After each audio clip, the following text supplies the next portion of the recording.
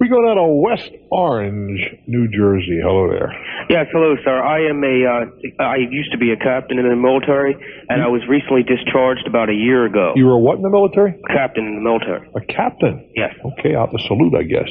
Yes. Okay. And I was discharged from the military about a year ago, and... What branch?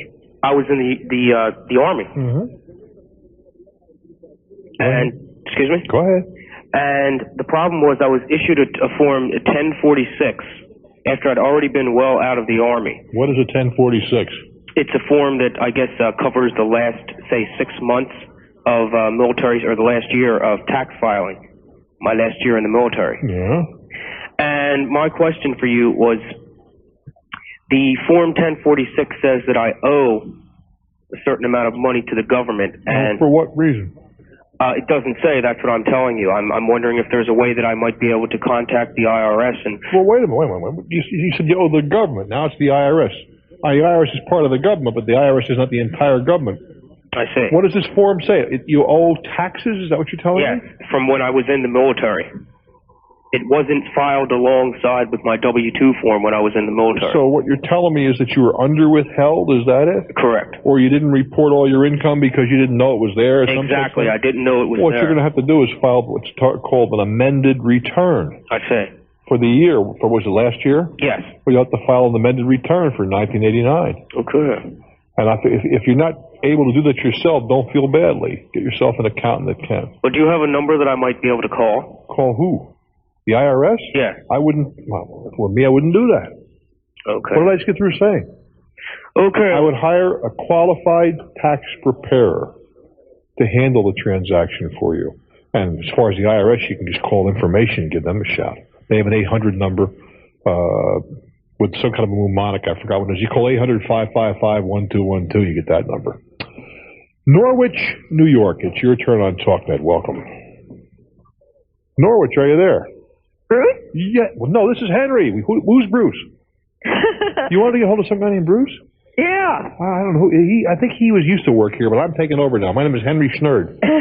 Well, first of all, I wanted to tell you I bought your book, America Asked Bruce, and I think it's great. Well, aren't you sweet? Thank you. But the answer to my question that I have is not in it. Well, I'm delighted about that. Otherwise, I wouldn't have a show anymore. So what's on your mind, dear? What I want to know is what you think of having a trust department of a bank handle an inheritance that my son will be getting from me. It depends upon a number of variables. I must assume your son is an adult? Yes, but he's not responsible. That was my next question. You anticipated me, you rascal. Mm-hmm. And that is precisely why trusts are set up in many occasions, because, well, the person may be perfectly, a nice person and doesn't beat their kids and goes to church and all that good stuff. They're not necessarily fiscally responsible. Now, how old is your son? He's 31. How much money are we talking about? Round numbers. I'm not right to the nickel, obviously. No, maybe 100,000. All right, fine. Do you ever want that money to get in his hands, or do you want to have the income only? Well, I don't really know. I haven't thought that far ahead. I don't want him to get it and drink it and spend it all in a week. And is he married? No, he's not. All right. What you might want to consider, yes, the trust department of the bank is set that way, and that's a good vehicle because, you see, people come and go. They die. Yeah. But institutions generally just continue on their way. Well, the reason I was considering it, I figured that if I had a relative do it, he might not like that. Well, beyond that, the relative could die. Yeah, I know. The trust department goes on. Mm-hmm. And furthermore, you can't go down to the trust department and say, come on, you're my brother-in-law, whatever. Mm-hmm. These are the rules, and you got to follow them, Tiger. If you don't like it, go to court. Mm-hmm. Now, you have to determine how aggressive you want the trust department to be with regard to the investment program. Mm-hmm. And how the money... So you can set it up where at age 50 he gets it. You can set it up where he never gets it, but it goes to his children when they turn 25, assuming that he has passed away, and so on and so forth. It's a number of variations. Is it expensive to do this? Well, expensive. The trust department, they take a percentage, of course. Oh, every year, like? Yes, ma'am. Mm-hmm. But that's okay. They're providing you with a valuable service. Look at it this way: if this guy is, and you have, I think, you're perceptive and you know your kid. Mm-hmm. If this guy has the proclivity for the things that you've described, not only would he just get rid of the money, but he might do himself a lot of damage. Oh, yeah. And why would you want to do that to the kid that you love? I think a trust idea is a very good idea. Okay. I do wish you well. Thank you very much. Thank you, my dear. I'm Bruce Williams. Stick around for more. This is Talknet. We go now to Deltona Beach, Florida. Hello there. Hi, Bruce. How are you doing? I am very well, thanks.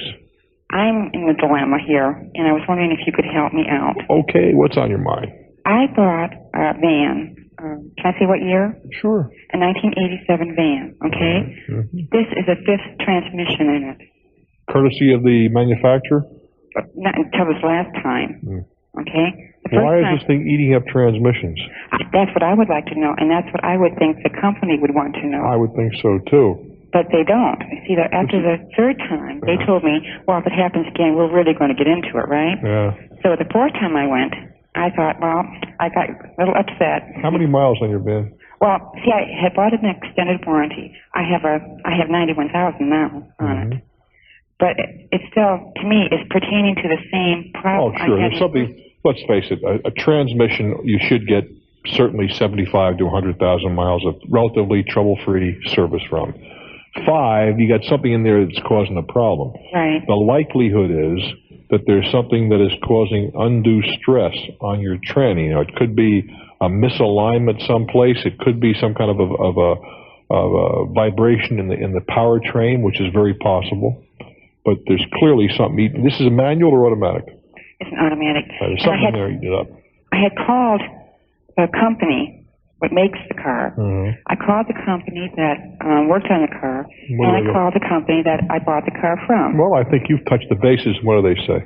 Well, see, this last time, the fifth time, I just got it back yesterday. I took it to another place because I thought after 4 times, you know, forget it, right? I don't disagree with you. So I went to this other established company, and I ended up paying over $1,500, and I just got it back yesterday. Out of your pocket? Yes. What happened? Oh, the warranty is over.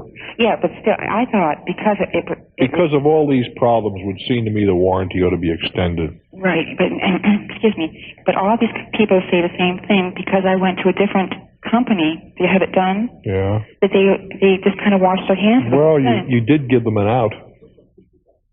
You did give them an out. But after 4 times, I would think, you know, somebody would get a little tired of taking the same place over and over and over. Up the first 4 times, did you put off? Well, I don't want to bring it in. Yeah, we're winterizing boats. We're doing it, or summerizing. We're doing this. It's a high season, and finally, the 29th, they started the motor up. I said, "Yep, you got a knot."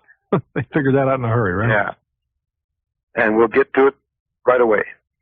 So around the 6th of July now, I called them, and they said, "Well, we got a problem. Our problem is there's nobody qualified to work on this particular motor. And we're trying to find somebody to farm it out to." This is an automobile engine, right? Right. Okay. This went on until, roughly about the 17th or 18th of July. Well, why couldn't they send it out to the dealer who manufactures that automobile? Because it's Merc Cruiser and had to go all the way to California for that. Well, wait a minute. Maybe okay, because many of the engines in inboard outboards are simply automobile engines that have been modified to work in a boat. Right.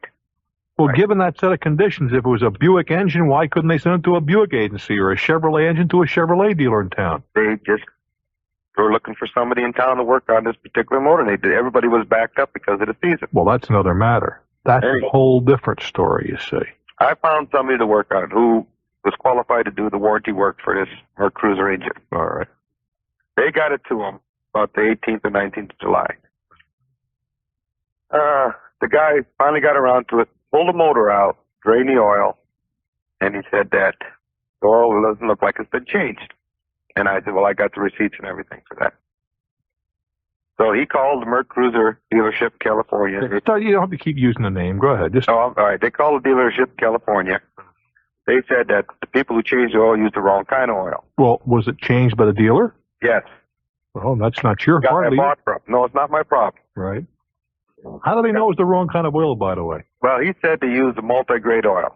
And because it was a high-performance 4-cylinder engine, they were supposed to use a straight-weight oil. But how in the world this guy could analyze the oil? Well, he said he called over to the place I bought it from. Oh, and they said they put that in.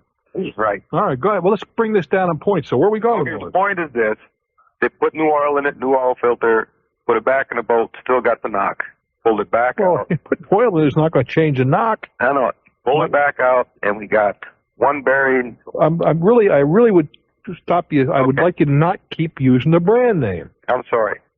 They're bringing this representative out to look at the motor. Fine. But that was 4 days ago. Yeah, the summer's rapidly going. Right. We made 3 payments already, both payments.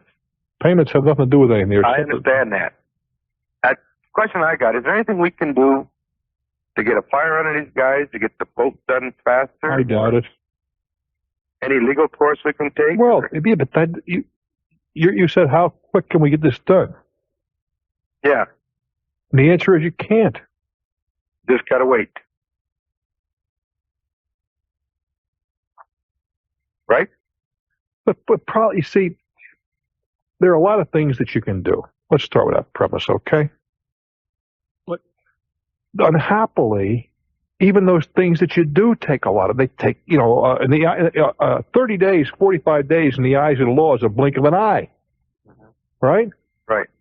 And given that set of conditions, there's not much, the summer's going to be going past.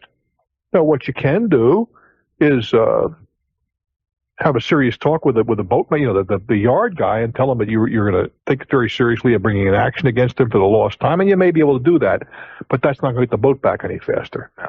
You've been deprived of it during a season. It's rather like a snowblower. I mean, what good is a snowblower in July in most places?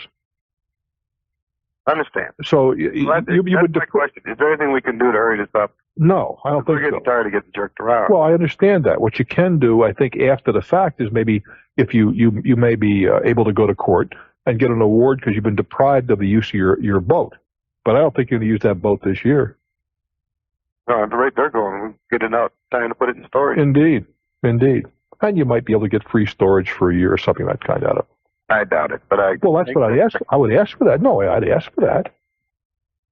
But it's just frustrating because the people we bought it from don't even call the mechanic to see what's going on. Yeah. Well, you see, apparently, did you check the dealer out in terms of his reputation? Not when we bought the boat. Yeah. See, where you buy is as important as what you buy. Yeah, there are some guys who jealously guard their reputation. They're customer-oriented and the same people coming back, time and time again. There are others who have a credo. Let me screw the whole world once. You got it. And it would appear you got tied up with the latter crowd. I do wish you well. Well, thank you. Hang in there, I'm Bruce Williams. This is Talknet. Off we go to Grand Island, Nebraska. How you doing? Pretty good. How are you? I am just fine, thank you. What can we do for you? Yes, sir. I've got a question for you, and it is, I've got a project down at the University of Nebraska in Lincoln in the engineering department. You're a student? Pardon? You are a student? No, sir, I am not. They're running a patent search for me. I'm supposed to get my material back from them either tomorrow or the day after tomorrow. And if my project comes back that it is patentable, I would like to know what do I look for when I'm trying to get a patent lawyer. Well, it's not try to get them. They're not hard to find, but they aren't. They're not on every street corner. What I'm trying to get to is they're not. It's a specialty, and there are ample practitioners of that specialty.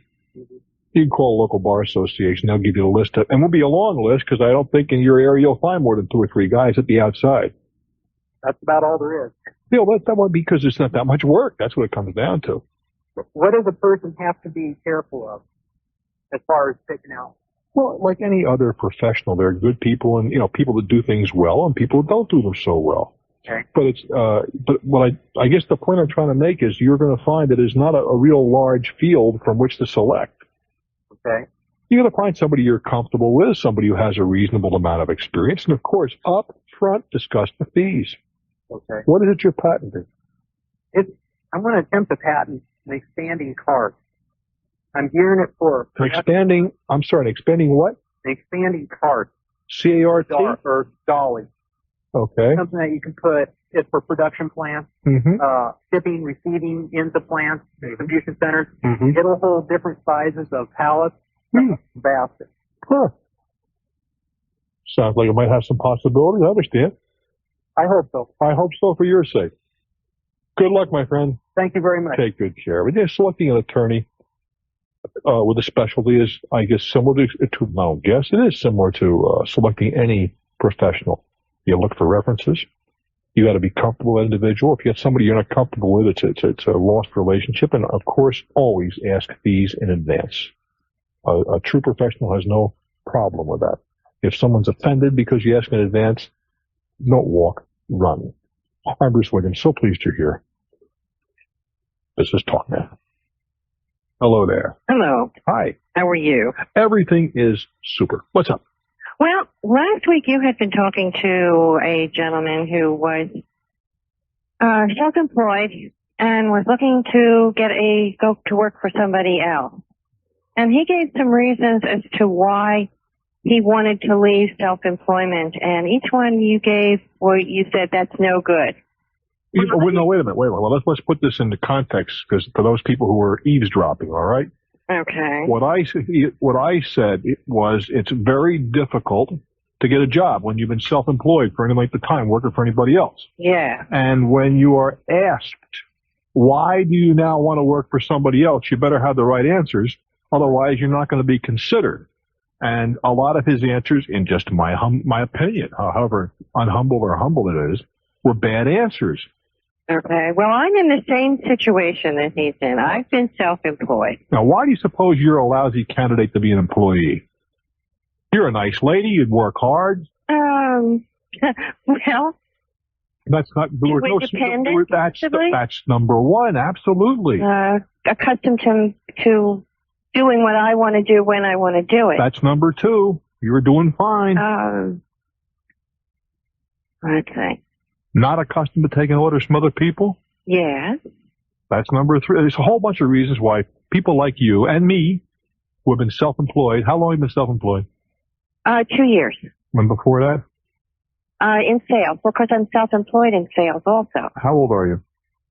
Over 50. All right. These are all strikes against you, sweetheart. Yes, they certainly are. I mean, I don't mean to be rude, but that's fact, and you've come to find that out. Yes. But, but. Go ahead. There's always a but. From an employer's point of view, yeah, what would you consider being someone who had been self-employed, who was in sales?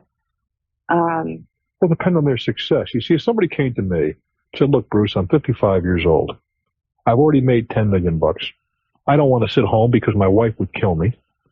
But I don't want to work 30 hours a day like I have for the last 25 years. I could identify with that. Mm-hmm. I understand that. That would be a reasonable answer. Okay. For me. But however, the reason I'm looking to get out of self-employment is I'm going broke. That's I'm a bad not answer. making enough. I mean, that. But that's a bad answer. Okay. What you're saying is I'm failing. I certainly wouldn't want to. I'm failing for myself, so I want to fail. Right, right. I would never tell that to an employer. Well, what is it you've been doing? What do you tell them? Well, there's not a hell of a lot you can tell them. You haven't given me anything to work with yet. I know. They just keep, What is it you're selling now?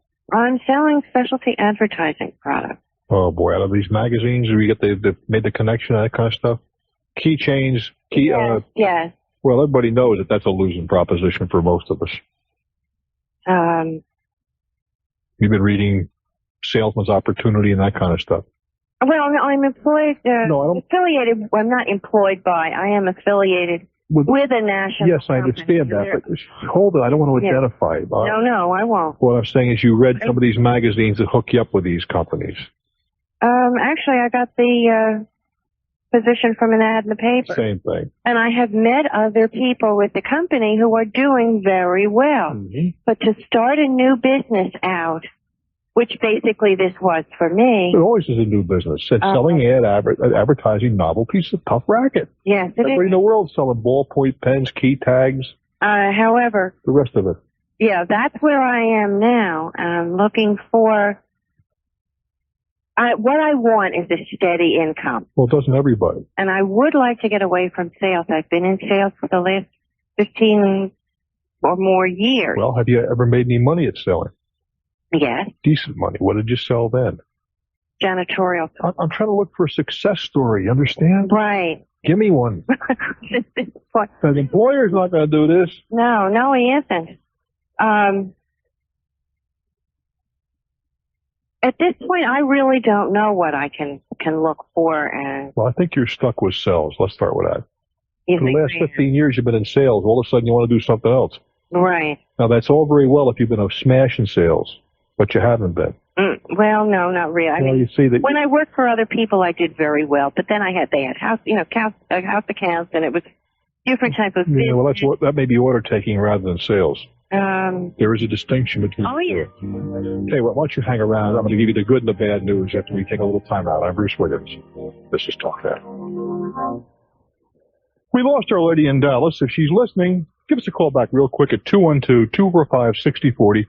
Stace will know your voice, and we'll call you right back. 212-245-6040 if you're the lady we lost in Dallas, because I do want to continue that conversation. Pittsburgh, your turn. Hello. Hello, Bruce. Hi. I'm a nobody. I'm delighted. Nobody. Me too. What's on your mind? First-time caller, though. The nobody leader here. So the old story about I'm boss, you're nobody, big deal, boss over nobody? Boss over nobody, right? Yeah.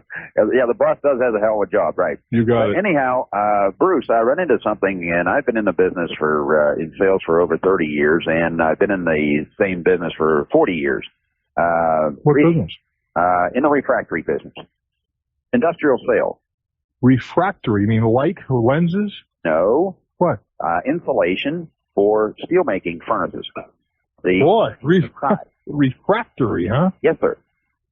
Okay. You sell the lining of furnaces? Right. They're bricks inside. Yeah. Okay. Somebody has to sell the bricks and the insulation that goes around them. I'll be doggone. You're the first person ever. But you're absolutely right. Somebody got to sell everything. Go ahead. That's interesting.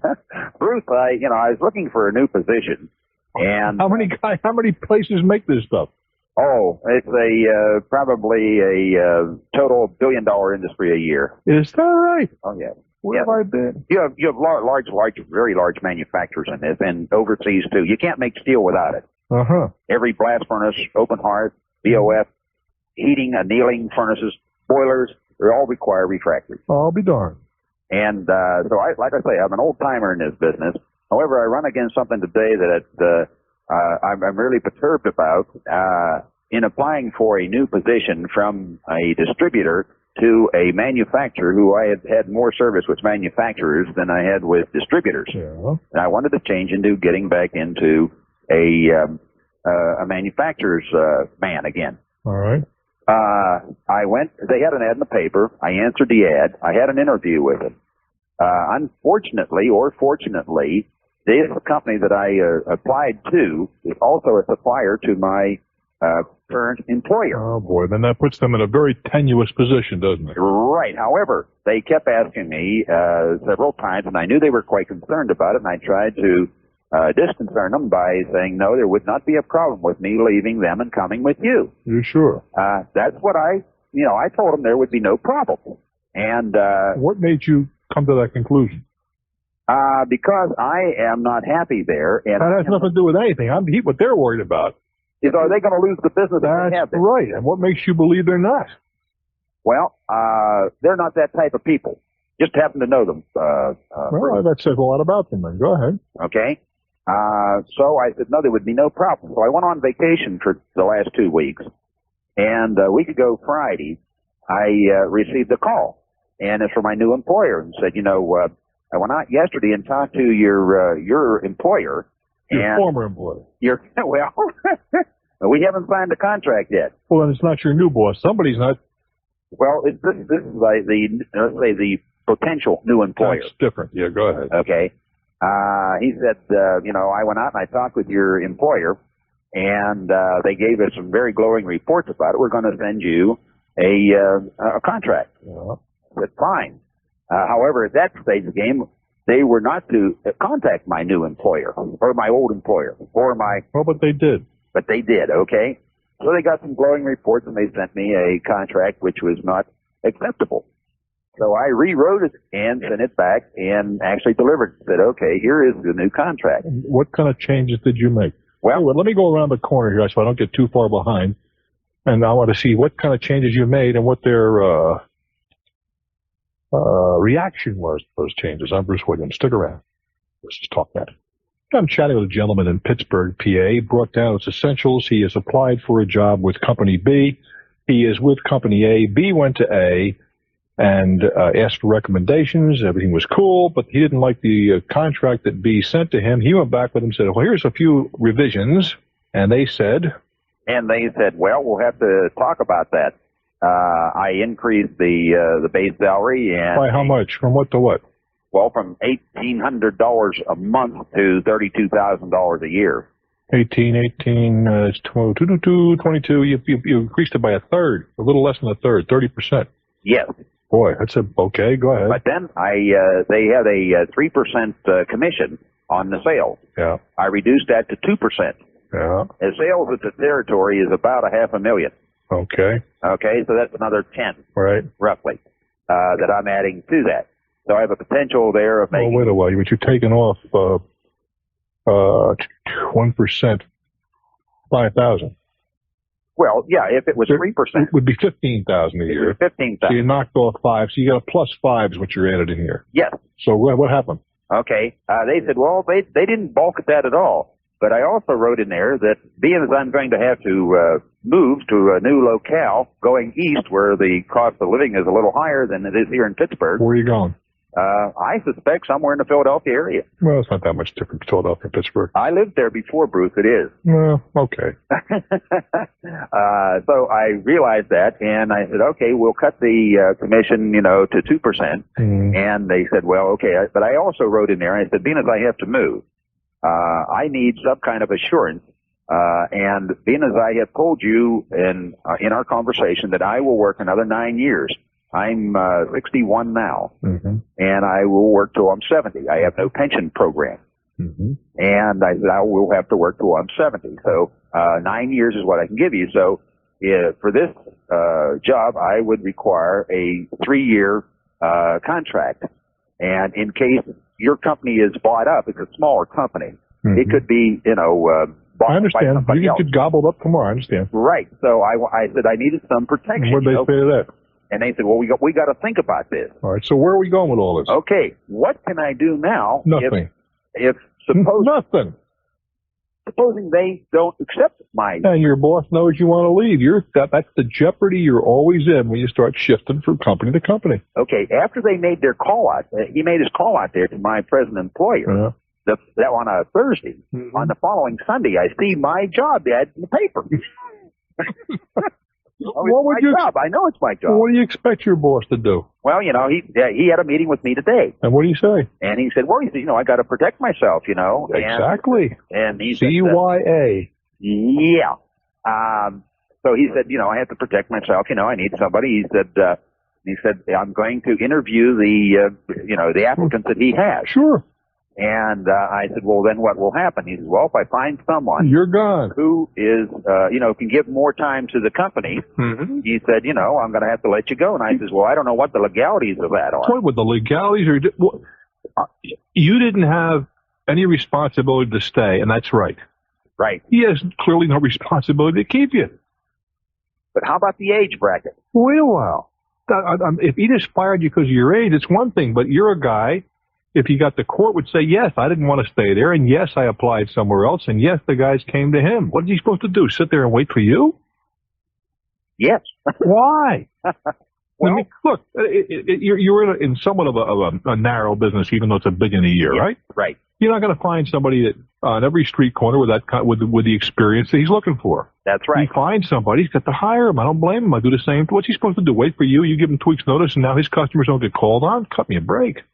Well, I'm not going to come down that way. Okay, but if he puts someone in there younger than me, what difference does it make? He didn't hire. You see, you cannot be fired because they want to hire someone younger. But you set the stage here. If you called and said, look, they got an ad in the paper, it's my job, and they're going to get rid of me because I'm 61, and I was willing to work here until I was 70, that's one set of conditions. But nothing like that here it obtains. Scenario here is I went out and looked for a job. I applied elsewhere. I told them I would come to work for them. They even gave me a contract, but now I'm not so sure I like the contract. And my old boss is saying, gee, well, I'm not going to sit around here and wait to see what you do. I'm going to hire somebody. I think you'd get killed. You think I would? Yes, sir. By golly, I'd vote against you. I don't know because I don't like you. On the jury then. It's not because I don't like you, but I mean, but there is another side to this issue. You see? Well, see, another thing came into effect is that last December I got sick. Okay, and so in January, after I came back to work, he said, well, what are you going to do, Frank? He thought I was going to go on long-term disability. It was a slight stroke, okay?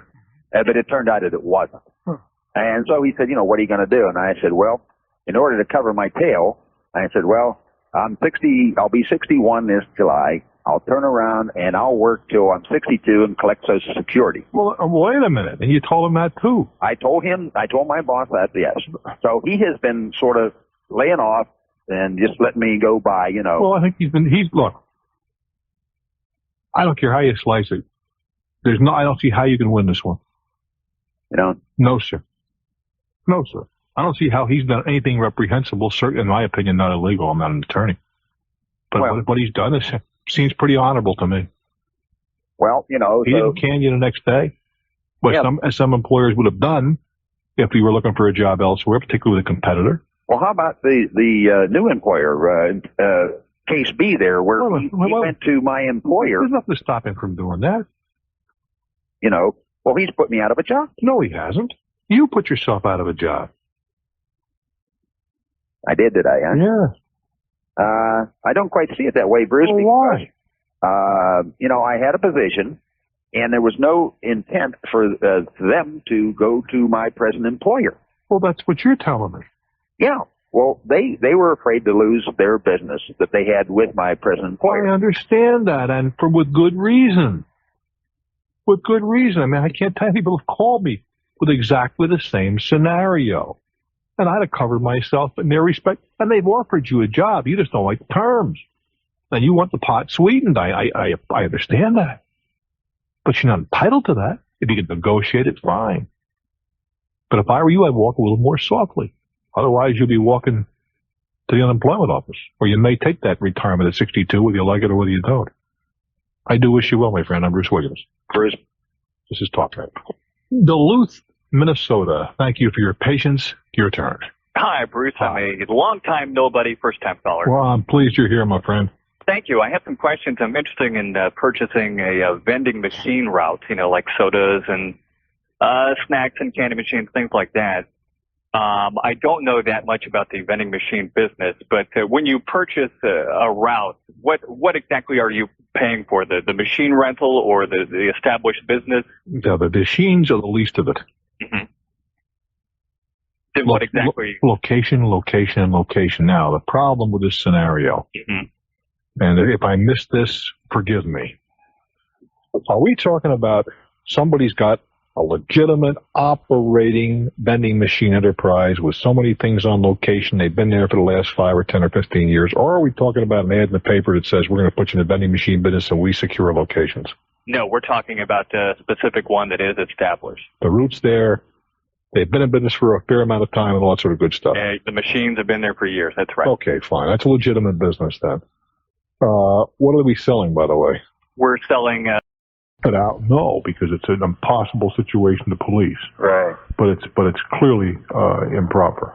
Okay, wouldn't require like a vendor. Yeah, sure it does, but you can't get a vendor's license to do anything there. I see what you're saying. Maybe if you contact the Bills organization, they may have some kind of a deal where they will license people in the parking lot. I don't know. I doubt it. Yeah. Because you're competing directly with a guy inside the stadium. Oh, I see. And they pay a ton of money for that franchise to do business inside the stadium. Okay. I mean, I'm not going to tell you it isn't done every day because you go to the game, so do I. Just because it's done doesn't mean it's right. Exactly so. I do wish you well. Okay, keep up the good work. Do my best. I'm Bruce Williams. Stick around. This is Talknet. What has to be done is you got to compute the number of dollars that it will take to reduce the principal, and thereby your regular payment will be more principal eaten away because the interest is going to reduce every month. Right. Over and above what has been computed in advance for the 25 years. Right. They've given me that number. Okay. So. Does it work? Well, that's what do these numbers, Ferro, do these numbers sound good to you? Oh, there's no way. I mean, I'd have to sit down with a calculator. There's no way in the world I'd try to do a number. That's too complex a number. Okay, well, I've been sending in $200 a month as payments. Just thinking that $164 to buy down, $867. You mean, hold on. Doesn't sound that. Hold on. Yeah, but the biggest part of your mortgage payment is interest. Right. And you're sending $200 additional principal, $2,400 a year. Yes. For how many years? I just started doing this. For how many years do you want to retire? 25 more. You want to retire in 10, though. 10 to 12. Well, let's look at it. If you're sending in $200 a month, right, that's $2,400 a year, $24,000 in 10 years. Right. That's the principal reduction. How much is the principal in its entirety? It was. How much is it now? I think it's about 90 now. That doesn't sound like enough to me. That's what I was thinking. Now, you see what's going to happen here toward the end is that you're $800 a month. The tax is included in there? No, just principal. Oh, okay. The biggest part of that $800 is going to be principal reduction toward the end. And that's, and it may pick up. I don't know. The only way you can do is to do the arithmetic. Okay. What are the drawbacks to this? Well, see, I don't know that it's smart to do that. How much do you earn a year? Between the two incomes, we're just over 100. All right, so then you're in the 28% tax, or no, you're about the 30% tax bracket. Right. I think. What's the interest rate on your mortgage? 10%. You'd probably be better off not to do what you're doing. Well, the thing is, I'm 55 now. No, I didn't say to save for your house. That's not what I said. Right. I said it would not be wise to do what you're doing, I don't think. And try to do something else with this money that I'm putting away. Well, look at it this way. If you can get anything over 7% tax-free, you're throwing money away. Why do I say that? Because if you pay $1 in interest, right? 30 cents of that dollar is tax deductible. Right. Therefore, you're only paying 7 cents. That's correct. Okay, so if you can get it, say, 8 cents tax-free, you made 1 cent on the dollar, haven't you? Which, I understand the figures what you're putting out, and I understand what you're saying. It's better for me to invest somewhere else but than put it into here. You've got to do one of two things. You've got to get substantially more than 10%, which is not all that hard to do either. You know, in the securities market, in many mutual funds, taking taxes into account. No, I think you'd be better off not to do this. I can understand what you're saying. The tax advantage is such, and there's another variable here too. For those, yes, I was watching Mr. Rosentowski and somebody else the other night, last night on television, or was it this morning? It doesn't really matter. Those suckers are going to raise the taxes just as sure as the sun comes up in the east. God forbid they should spend less, you see, which makes the tax advantage even more pronounced. I can understand that. Okay, well, thank you. And listen, we're going to try to do that cruise with you. Very fine. I look forward to it. Okay, thank you. Take good care, my friend. Bye-bye now. Yeah, we're going to go on a cruise. I am looking forward to that. To me, that's the ideal vacation. Not necessarily with me, but going on, just cruising is one fine way to travel.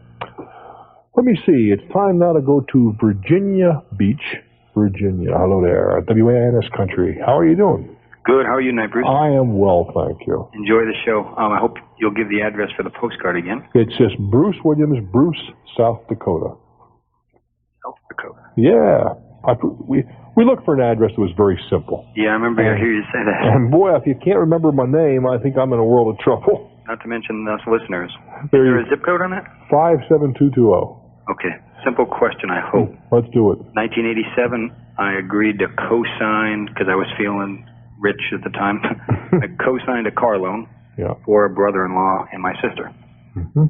I found out this weekend up in Pennsylvania on vacation that he has been dropped from his insurance coverage. You talking about the collision, or you talking about the liability, or both? The whole policy. Mm-hmm. He missed a couple payments, and he is not covered. That'll do it. Yep. And needless to say, he never called me and let me know about it. Well, I sort of panicked. I guess my only question is, can they sue me if he hurt somebody and has a $20,000 medical bill or something? You know, if you'd asked me this question 3 months ago, I'd have said no. But I don't know now. I'll tell you why. There was a case now, I'm only reporting what I read in the newspaper, okay? Sure. It was reported in the Wall Street Journal here a month or two ago. You want to hear about the absurd? Must be a lot of lawyers involved.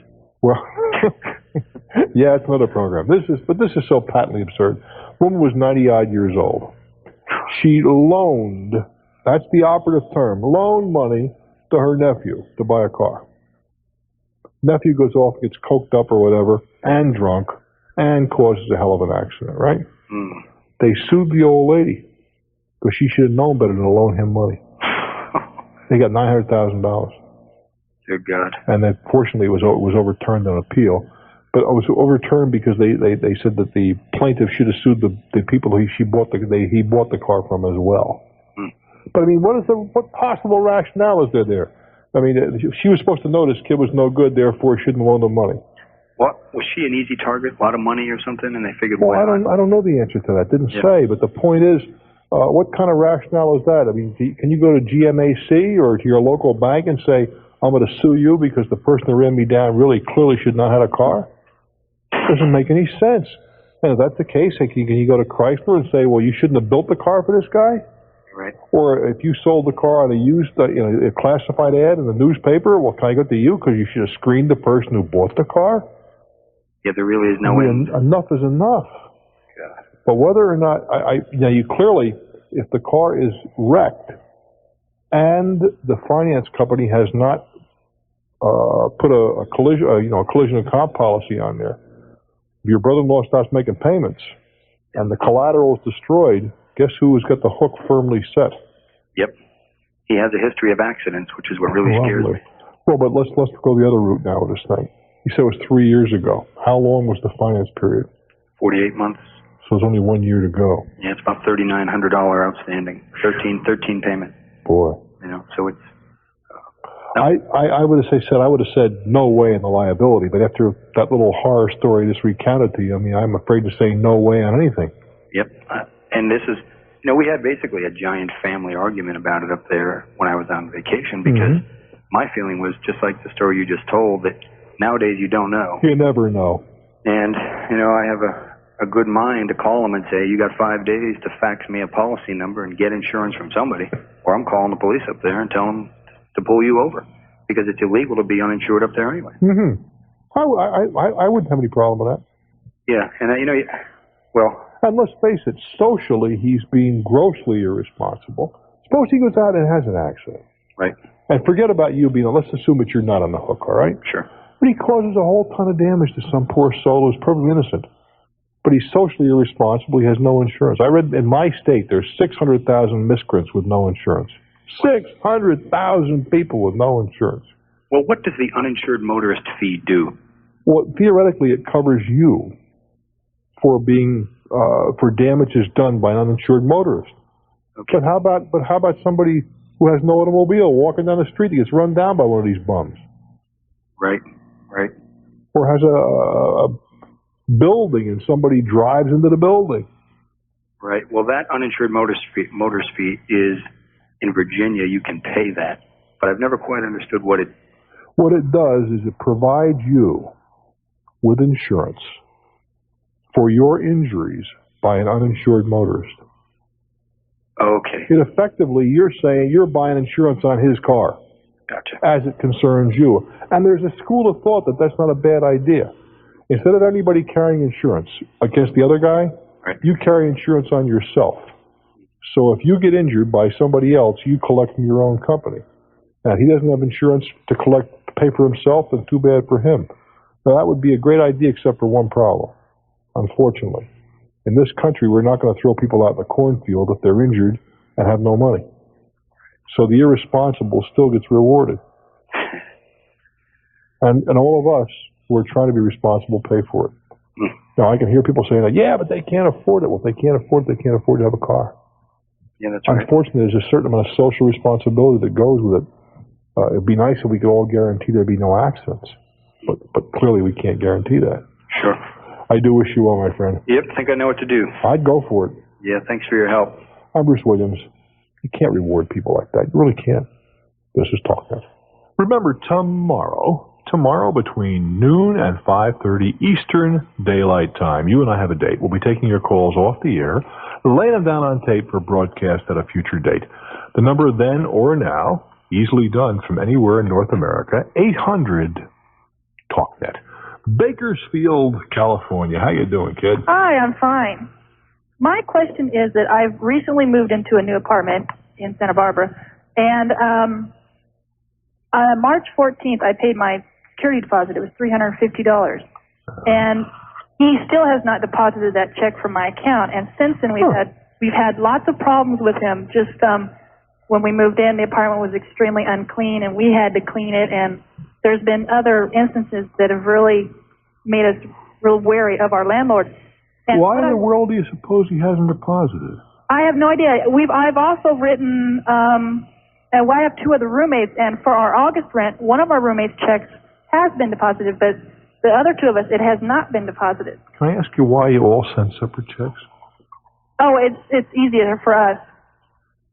Because last year I was in a different apartment, and we had problems with getting people to getting their checks to the one roommate who just sent the one check. Mm-hmm. And we asked him if it was okay if we sent separate checks, and he said he had no problem with it. Okay, as a landlord, I wouldn't like that at all. Yeah, we've asked him, and he said he didn't. Okay.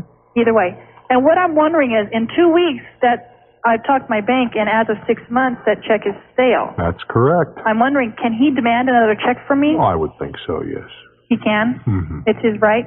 I would think so, yeah, because his contract still calls for a deposit. Mm-hmm. He hasn't got it right now.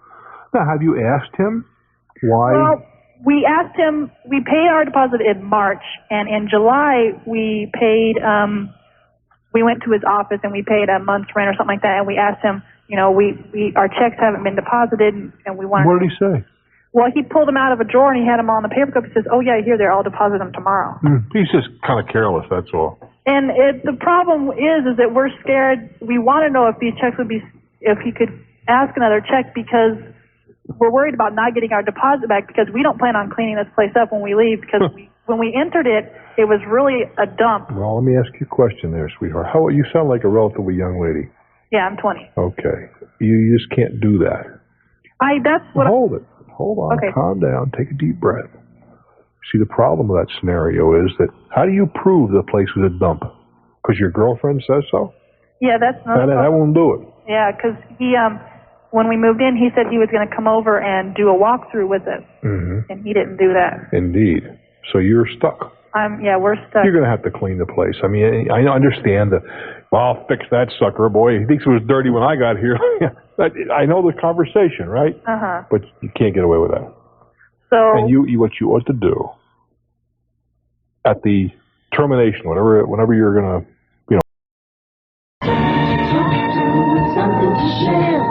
Someone you know who will always be there. Tune in, turn on, Talknet. We care.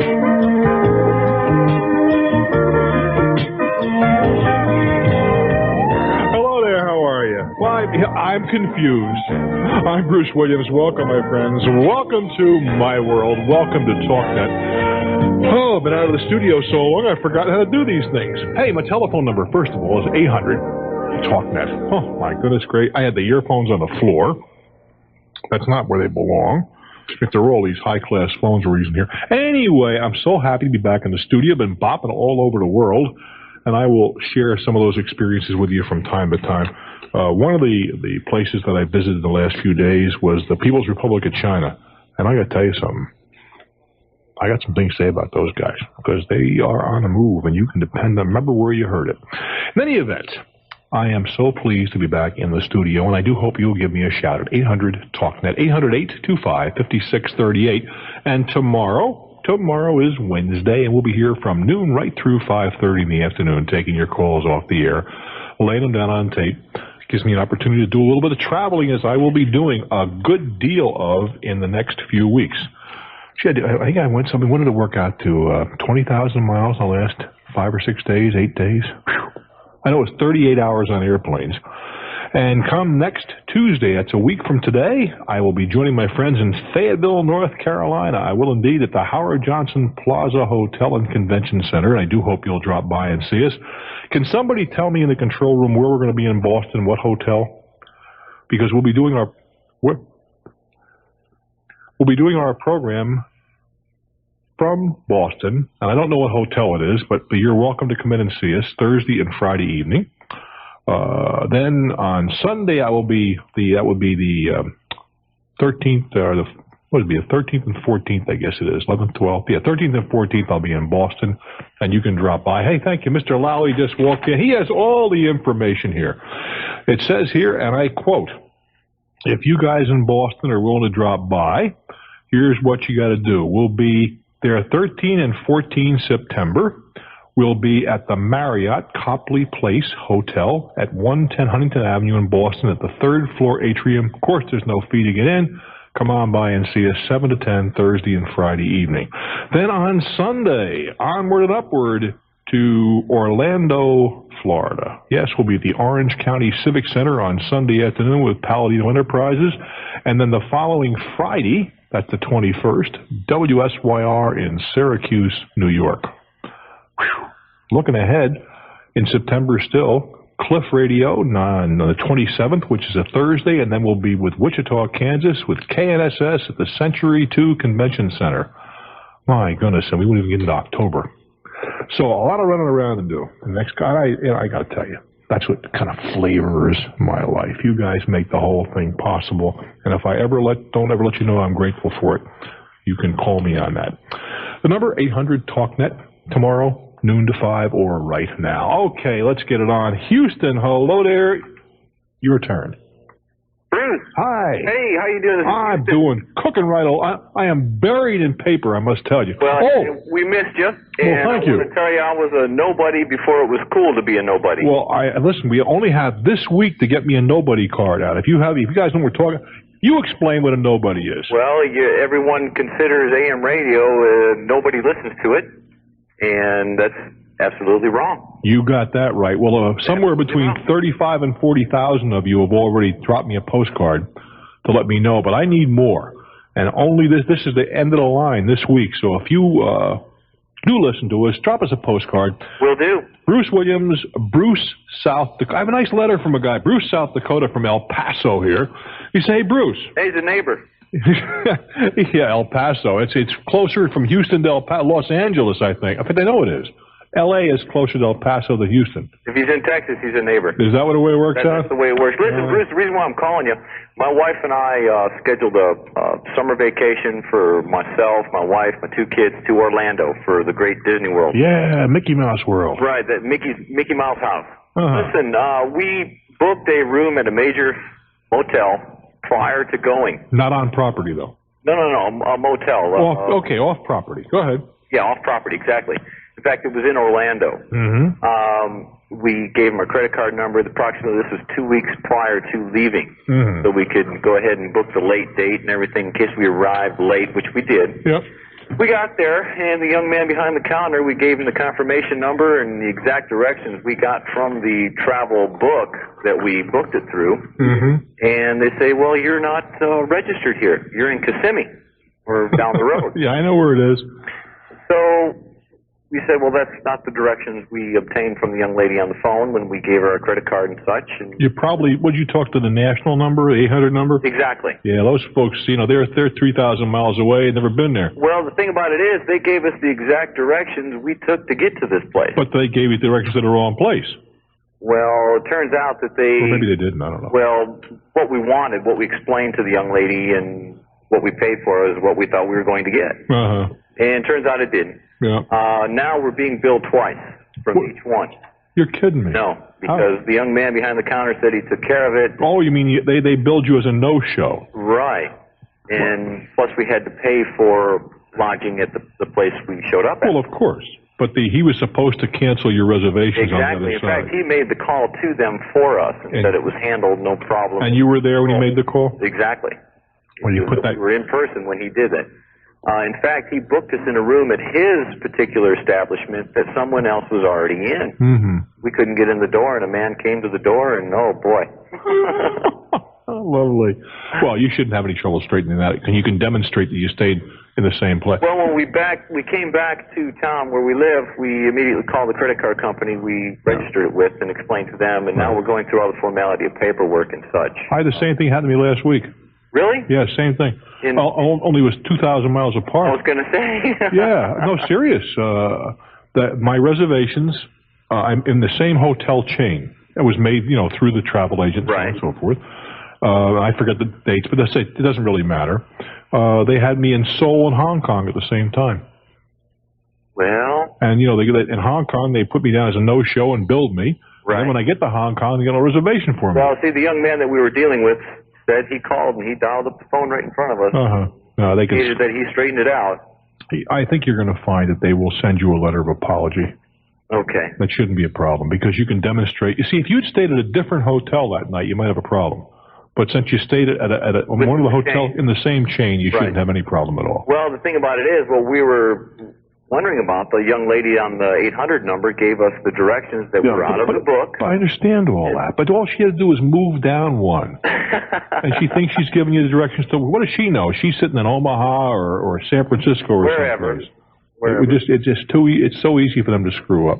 I was renting a car here about a month ago, and I called the 800 number for the particular agency, and they said, you can have the car at this. They had a great rate. Only problem is there are no cars available at that location until Sunday, right? So I called down there because I use this outfit pretty regularly. I called the manager. He said, what are you, crazy? I got 50 cars sitting out here right now. Well, their computer showed there was nothing there, but he actually had 50 cars in the lot. He said, how many can you use? A dozen? 2 dozen? One. What am I taught? Why am I going through this whole soliloquy? Because after I use the toll-free numbers, I generally, I didn't call a Far East. Obviously. But ordinarily, I call ahead and call the specific hotel to verify it. Yeah, that's true, too. I just don't, the systems are designed to be efficient, but they truly are not. We received a confirmation back to the folks we made the reservations I understand. with, not from the actual I understand place. that. I'm just telling you what I do. I'm not saying it's necessary, but I don't like sleeping in the lobby. I wish you well, my friend. You too. Take good care. And I want all you nobodies to drop me that card this week. I do have a nice letter from a fellow in El Paso, and he says, Bruce, you requested to send us a postcard to Bruce, South Dakota, but you can give us the post office box. Well, I must tell you that Bruce, South Dakota is a lovely community, but it is a tad on the small side, and I think they know who we are out there. So all you have to do is send us a card to Bruce, South Dakota. What the zip is, 57220? 57220. And I would be genuinely grateful. Just say, I'm a Bruce Williams nobody. And yeah, this is Bruce Williams. This is Talknet. All righty, we go to Omaha, Nebraska. It's your turn. Welcome to My World. Thanks, Bruce. Hello there. Hi. I had some problems with some draperies. I took them in to be cleaned, and we told the lady that we would pick them up. I asked her to clean and press them. And I told her that I would pick them up when we returned from our vacation. I gave her a specific date. Mm-hmm. And how long were you away? About a week. Oh, okay. Not so 6 months or No, it was like a total of 2 weeks by the time we picked them up. Okay. Okay, and I told her that we would pick them up on a certain date. And we came in, we picked them up, and we brought the drapes home, and we hung them. And it looked like somebody had thrown them in a corner for 2 weeks. They're just totally wrinkled. And so... Did you not notice this when you picked them up? No, they were over hangers. And so they were all on hangers, and they looked okay from, what I could see. I see. So we brought them home and hung them. And the majority of the wrinkles are in the middle where they were, of course, hung over the hanger. But they are wrinkled all over. But anyway, I called the manager, and he told me, after going around and around, I asked him if I could just bring them out, and he could press them for me for free because I've paid my money. Of course. And he said that he refused to press them for free. And he said that they had only been dry cleaned, and that price that I was charged was for only dry cleaning, and he would not press them. Pity's sake, why would you ever dry clean something without pressing it afterwards? Well, they said they charged separately for each pleat of the drapes. And I said, well, I told her I wanted them pressed, and she said, well, we don't have that. Unfortunately, it isn't written on our ticket that way. So anyway, he said, and essentially what he said to me was, you got what you paid for. In fact, he said those exact words to me. And so I said, well, can I speak with the owner, please? Well, that turns out to be his wife. She is not in. Very close organization. Exactly. So she's not in. So I try calling her. So when I finally get a hold of her, she tells me that they won't press them for free. That if I bring them back out, they'll charge me for it. And I said, no, I can't even use them the way they are. I mean, we can't hang them the way they are. I said, well, just tell me a time when we can be out there, that you'll be out there, and I'll bring them out, and we can talk about it. And she would not give me a time when she would be in. She said she had no set schedule and that she wouldn't be in. She couldn't tell me when she would be in. And she insisted that she come to my house and pick the drapes up, which I didn't want to do. Why? Why? Well, just from going around and around, I would prefer that I could bring them out to her. And I found it hard to believe that she didn't have any hours that she could tell me when she would be out there. Indeed. And to be perfectly honest, I was afraid I was never going to see my drapes again. So, well, if you drop them off there, you have the same. Well, that's true, but at least I would have a ticket. I suppose I could ask her for one. Please, I think that she could certainly give you a receipt whether you're in your home or elsewhere. Right, but needless to say, she wouldn't do anything. But she told me, and I said, well, what can we do about this? And she said, well, that she couldn't tell me anything without looking up my ticket. And I said, well, will you please do that? She said, well, it could take like 5 hours. To look up a ticket? To look up a ticket because they were not filed. They were just on her desk. And I said, well, okay, will you call me back? And she said, I'll call you back tomorrow at noon. And I said, okay, please call me between noon and 1 and I will be here. And she said, She okay. didn't call. No, she didn't call. Of course not. How much did you pay to have these things done? $32. In my opinion, go get them pressed somewhere else and just take your business elsewhere. Okay, well, she told me to come out there, and I talked to her again today, and she told me to come out at noon on Thursday and bring them, and she said that we could pay the difference between cleaning and having them pressed. Well, I'm back to the same thing. Now, you're the designer, the homemaker. I'm just a schlump doing a radio program. But, I do get my jackets and pants pressed and cleaned pretty regularly, and I cannot imagine having something cleaned and going through the dry cleaning process without having it pressed. I can see how things pressed without being cleaned, but not the reverse. Once you put them into those machines where they get churned around with all that liquid, they're going to be wrinkled. Right. I can't imagine otherwise. So you think that I should just, chalk it up to a bad experience? That's what I would do, but I think that the idea that we charge you separately for cleaning and pressing, now, it may be because they are pleated, there may be an extra charge. I can understand that. If it requires a lot of extra work, that I could drink to. But I wouldn't, for this kind of money, I wouldn't go through the aggravation. I just vote with my feet. I wouldn't go back there again. I'd let her know why. Nobody can run a business that way for long. It'll catch up with you. I do wish you well. I'm Bruce Williams. This is Talknet. Dallas, Texas. Hello there. Welcome to Talknet. Hi there. Hi. I am thinking about purchasing a older single-engine aircraft. Yeah, what are you buying? And selling partnerships. What you buying? Cessna 150. That's what I'm looking for. Little old commuter, huh? Yes. And why do you want to do that? Well, the question was, I didn't know how many would be too many owners. I think this would be non-profit, by the way. I think more than one. I was thinking of perhaps 4. Oh, if you've listened to me at all regularly, we've discussed this earlier, on other occasions.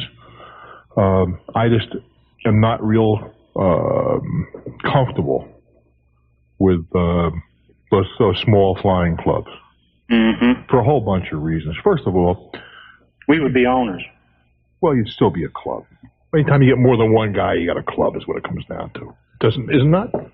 No, because if you're an owner, you'd have more pride and take care of the aircraft. Oh, nonsense. I don't believe that. I don't believe that. I was involved in a deal. I forget how many people we had, 3 or 4 or 5. That we had shares in an aircraft, and yes. It was, in my opinion, it didn't work out too well for us. I know guys where it has worked out. If you're going to buy an expensive airplane, maybe, but a commuter is a pretty cheap airplane. Yeah. 150, an old 150. What are you going to pay for it? 6,000, 5,000? 10 to 12. Oh, you do better than that. Hang on a minute. Let's go around the corner. I'm Bruce Williams. This is Talknet. This is Bruce Williams reminding you to stay tuned to WIBC for the Neil Meyer Show tonight at 10, only on 1070 WIBC. Quick reminder, tomorrow between noon and 5:30 Eastern Daylight Time. I guess another month or so we lose that again. Anyway, we'll be here between noon and 5:30 Eastern Daylight Time, taking your calls off the air at 800-TALK. Now, I'm talking to a young fellow in Dallas. I guess you have your private ticket, right? Yes, sir. I'm commercial. Oh, okay. I mean, what are you? You're an airplane driver for a living, or? No, I don't. I have the commercial certificate. Okay. And you're thinking about buying yourself a 150, which is a Cessna product. It's called a commuter, or used to be called a commuter. Still is, isn't it? No, they've dropped that name. Is that right? Well, matter of fact, in '78 they changed to the Cessna 152s. 152, right? You're going to go back even 70, 71, perhaps. Why so old? Aircraft are going up about 20 to 25% in value now each year because there are, I believe, no manufacturers now in production single engine aircraft. Single engine because of the liability involved. No, they just couldn't make any money. Well, that was the reason they couldn't make any money, because of the liability, because light twins are given away today. And we have several that are being imported now by companies such as Aerospace. Yeah. So I can't really afford an aircraft on my own, but with 4 or more owning the aircraft, it would be much, much easier. See, the problem I have is that airplanes, you know better than I, are fragile instruments, no matter what you slice, no matter how you slice it. I don't know who made the hard landing the day before I get into the airplane. You know, those are things I want to know. Now, you could make the point that, you don't know when you rent an airplane. That's right. But the other side of that is when you rent the airplane, at least in theory, they have mechanics on staff who take a look at the aircraft, certainly on a daily basis, where you don't have that when you own your own. You can't afford to have somebody looking at it every time that somebody's driven the thing. It's just not a situation that I'm super comfortable with. That's a personal opinion. Any more than, and I'm sure that you've run these deals, and this is even more true if you happen to pick up a twin, where the FBO, the guy who runs the airport, will want to lease your plane back so he can lease it out to his customers, right? Yes. And that's a real problem. Yeah. I would not be comfortable with that either. Just a person. This is your body you're messing around with up there. All pilots would like to own their own aircraft, of course. And so some of them get into flying clubs and this alternate arrangement, which is ownership. Yeah, well, the first airplane that I got involved with was a Piper Tri-Pacer, would you believe, with a brake in the middle, you know? I like them. Yeah. And I had I don't even know what my percentage interest was. I've forgotten now. It's a number of years ago. And then I started, buying my own airplane, which I managed to crack up, which is another story altogether. But the idea of the multiplicity of ownership, I'm sure works for a lot of people. But were there any disagreements among owners? Well, that's another problem, you see. That's my main concern. Well, if you can get everybody, if you have people that have normal jobs, you got a problem, because everybody has the weekends off. Everybody wants to fly on a weekend. There's nobody there Tuesday morning because everybody's slugging it out. Inspectors can call it to their attention because you force them to come down on you because you're the owner. You say, well, it's not my fault. That's tough. It's still going to be your dollars. Better to keep your mouth shut until you know what the consequences of opening it's going to be. Hi, Bruce. Hi. Hey, I got a flyer in the mail inviting me to visit a campground. Aren't you lucky? You've been selected. They even got a prize for you if you get there. Yeah, well, we've had them giving away TVs and microwaves and all kinds of stuff. Boy, nifty. We got one giving away a 3-day, 2-night vacation in Reno with airfare for 2. With airfare? And I wonder what the validity is of that. And it says... I don't know. It says what? It says no obligation. You got to put up $85 reservation fee per person. Refundable. I guess it's a deposit. Refundable for what? For the reservation. Yeah, there's refundable reservation deposit. Something wrong. You may get refundable in chips when you get there. Maybe if they in fact do it at all. It may be refundable in coupons that you can use around town, but there's no way in the world they're going to give you something that good to come and look at a campsite. The vacation, yeah, because that's generally a trade-off for having you look at something else when somebody else is going to pitch you when you eat the Reno. But the airfare, I'd be surprised. Oh, okay. Like the vacation includes Tuesday departure. I'm sorry, it says what? It says vacation includes Tuesday departure from airport only and $85 per person, fully refundable reservation deposit.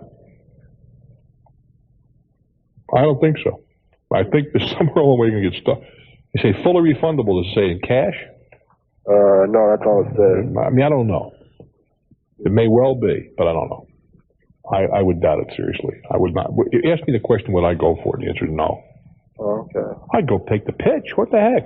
Yeah, that's what we were just thinking about, going down there and listening to their. But I wouldn't give them any. But I wouldn't give them any money. No, I ain't gonna. I'll just go down there and listen to what they have to say, and who knows. Don't take your credit cards and don't take your checkbook with you.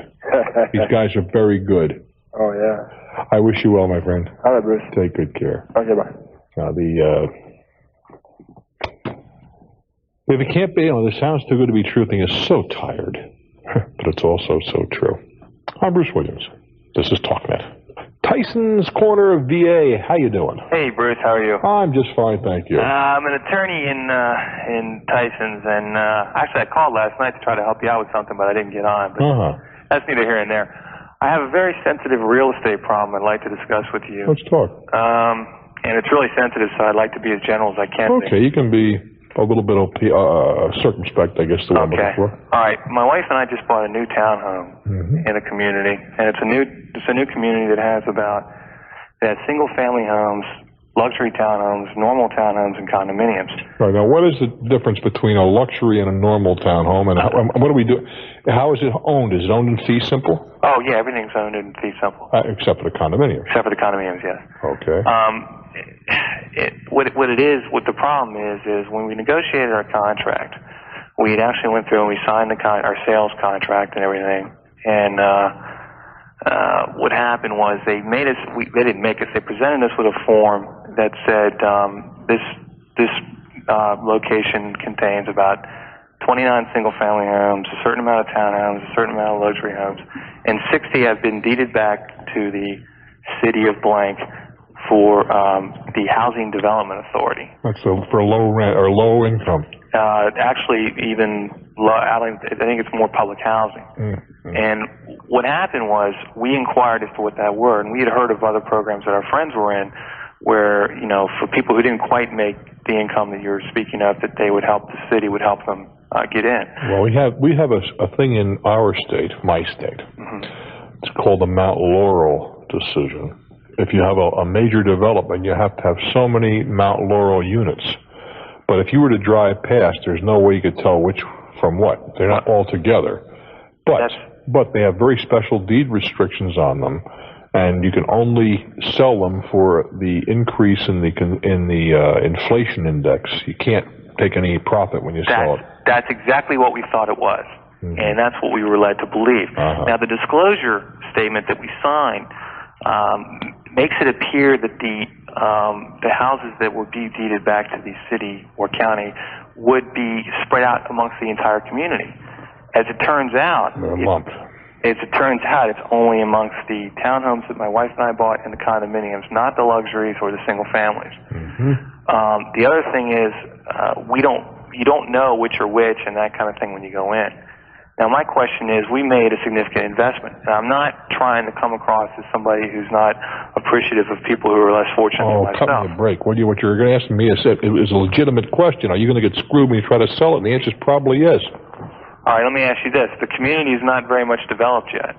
Would it be smart for us to try to get out now, cut our losses? This is a terrible thing to say. But how much did you pay for this? $248,000. The average bear does not want to live next door to people who are, quote, unfortunate that can afford to spend $250,000. Yeah. No, I mean, I'm not telling you to sell it. I'm telling you what you already know. Yeah, I know. Well, here's my other point. I think we have a pretty good cause of action for material misrepresentation. That's another story. You're the attorney. Yeah, I know, but my point is the housing. I guess what I want from you is more of a practical answer, since you've been around a little longer than I have, probably. No offense, but well, I have been. It's clear. I mean, unless you're 107. No. I guess my point is, what would you think of the idea of pressuring them a little bit and seeing what kind of remedy they're willing to get me? What kind of a remedy would you settle for? I'd like to see what they have to say. I know for a fact that we were told that if we'd made us think about it, we were told by the people that sold us the house that if we'd have brought it up before we went to settlement, they would have let us out. Did you buy the house on the secondary market? No, we bought it from the developer. Yeah, right. Yeah, I know for a fact they would have let us out if we'd have known about it. They probably would have. Now, I'm wondering if maybe since we've only been in the house for 2 weeks, they'd be willing to do the same thing, buy back our mortgage. I don't know. You can ask. Unless housing is extremely tight, and that's not true in most parts of the country. What's the mix? How many units of the towns and the condos? How many do they make? How many are they going to build? How many are they going to build? It's 296 total. I know there's 29 single family, which they won't be in. I think there's probably about 25. That's 270. How much and 25 of the others? Probably 25 to 30 of the luxury. So there's round numbers, 2,500 of the units that are concerned here. Yeah. And how many of them are going to go to the city? 60. 25%. Right. Pretty much, isn't it? You got a cat got whiskers? Of course it's a lot. Of course it's a lot. And it's hard for me to understand why they would have that much city housing in a development of that price range. Now, these are going to be rented out by the city? Yeah. Are these going to be rented out by the city? Mm-hmm. That's correct. That's my understanding, yes. At what rentals? I don't have any knowledge of that. I assume you're asking me the price? Yeah. I have no idea. I can tell you it's the low. It's very poor people. Let me rephrase this, okay? All right. If I were sitting on a bank board, would I be comfortable giving you a mortgage? Now, my responsibility is purely fiduciary. My responsibility is not civic. It is not social. It is to the stockholders in the bank, to the FSLIC or FDIC and other regulatory, okay? Under those conditions, if I were sitting on a board, I wouldn't consider a mortgage for you. You wouldn't consider a mortgage for me? No, sir. Not unless you put down at least 50%. I'm sorry, Bruce. I misunderstood what you were saying. I am trying to say this in a fashion that doesn't get me in serious trouble. But I'm answering the question. If I were asked to be if I were on the board of a loan committee of a lender, right, I would not lend you more than 50% of the value of that property. Really? Because I would be very, very suspect of its ability to sustain value under the conditions you're describing to me. So at this point, I'd get the hell out for me. How many ways can I say it to you? I think you made a mistake, and I would try to. Well, I mean, I may have made a mistake, but I don't think they really disclosed me everything. That's another story. I would try to get out of the deal or sell it, one way or the other. I think that's something. I would not be comfortable with my money tied up in a deal that kind. Does that make me a snob? That's not the issue. You understand exactly where I'm coming from. The issue is purely a matter of dollars. You're exactly correct. It's not a question of, well, I'll be a pioneer and I will stay because it's the right thing to do. That's a social issue. We're talking about an investment issue here. That's exactly my feeling. I wish you well, my friend. Thank you, Bruce. Now, understand, so I don't want to be coming back to me and saying, oh, you're this, you're that. I'm just talking dollars. Purely investment dollars. In my personal opinion, it's a lousy investment. The social asides. Bruce Williams, stick around. This is Talknet. Hello there, Cincinnati. It's your turn. Hello, Bruce. How are you today? I am just fine, thanks. That's good. The other day, I was parked in a parking lot. Well, that's a good place to park. I always say when you got to park in a parking lot. Right. And I was taking my kids out of the car, and while I did it, somebody backed into me. Lovely. Side of your car, back, front, what? Side, front.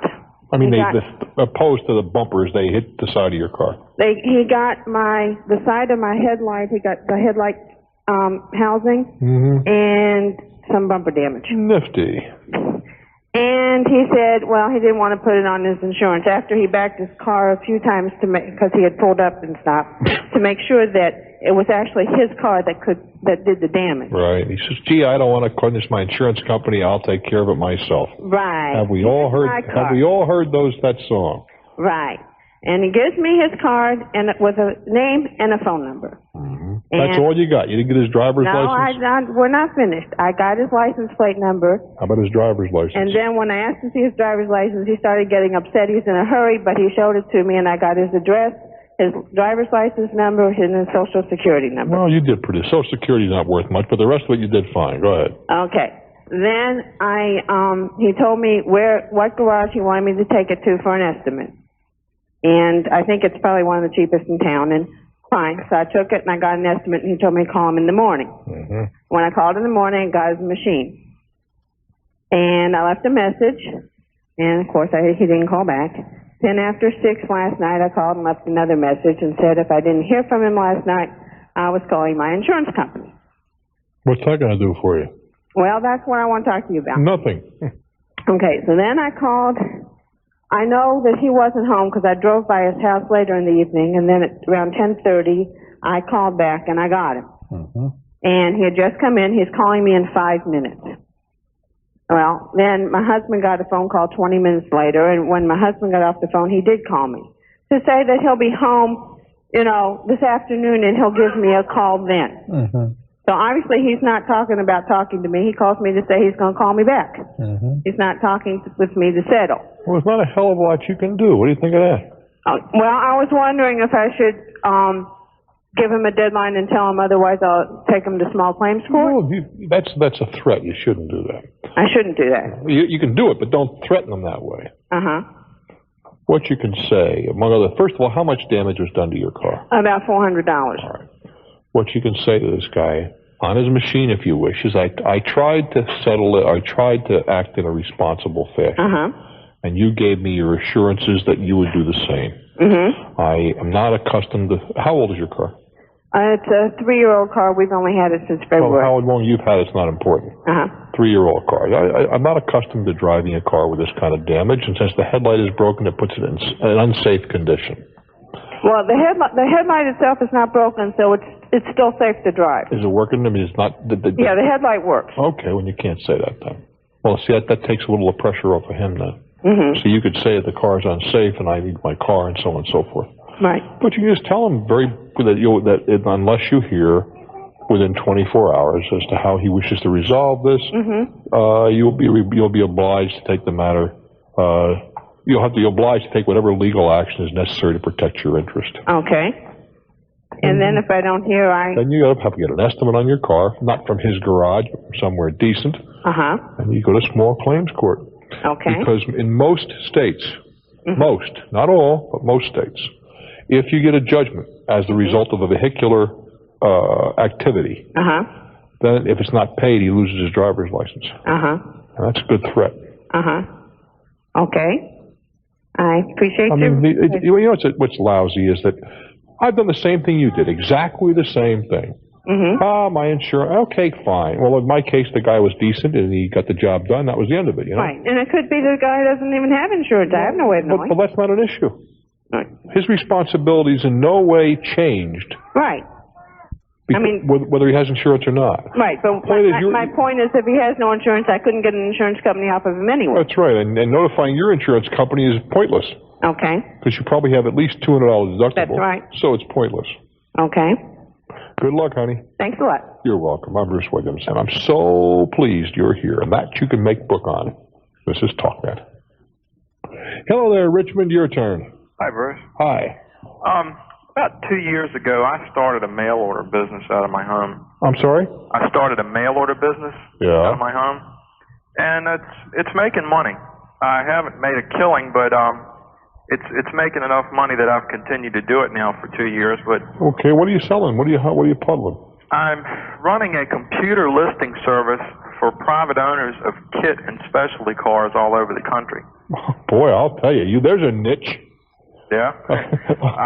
I was in the market for one, and I couldn't find any way to find a used one, you know. You're kidding me. It gave me an idea, and I started this computer listing service. And what were you looking for? What kind of car? well, I ended up building a Ferrari type looking car on a Pontiac Fiero. Oh, gee, I mean, I see them advertised all over the lot. Yeah. Well, the thing is a lot of people who have these types of cars, they run them in a regular classified listing service, and a lot of them have weird names and things. And unless it's an enthusiast, people don't know what's being advertised. The reason, I mean, I see them in Hemmings, and I see them in magazines similar to that all the time. Right. Well, what I'm doing up to this point, I've been running constantly. I took your advice. Problem. We just moved from Denver, Colorado, out here to Fayetteville 6 weeks ago. Are you a troop? My husband is. I kind of figured. Go ahead. When we left Denver, I was the one that was left there, and I cleaned the apartment we were in and told the manager. She walked through, said everything was fine, and said we would have our deposit mailed to us within 30 days. Well, it's been 6 weeks, so I called the owner of the apartment, and she said that that particular manager had run off with all the rent checks and all the deposit checks. That's not your problem. Yeah, that's what I thought. And so I asked her if she had made a claim, and she said she had with American Family Insurance. Well, it has nothing to do with anything. Well, I just wanted to know when I would be getting my money back. Well, I don't know the answer to that, but the fact that her employee embezzled the money, if that's the case, doesn't in any way relieve her of responsibility. On the other side of that, you're in a very weak, how much money's involved? $200. You're in a weak position sitting 1,500 miles away. Right. Now, I'd give it another couple of weeks, and then I would write her a letter. But I write her a letter now, saying, I understand and sympathize with your problem, but it's not a problem of my creation.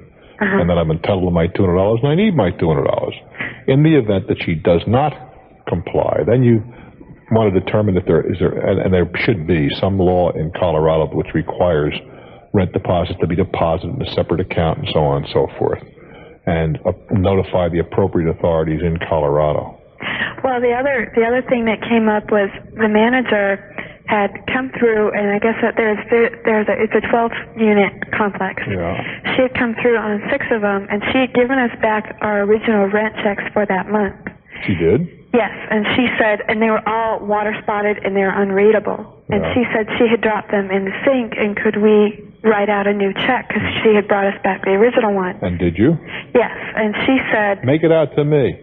Well, actually, she said to make it out to her corporation, because she showed me this check, and she said these are my block checks that I deposit everything with. So did you make it out to a different name? Yes.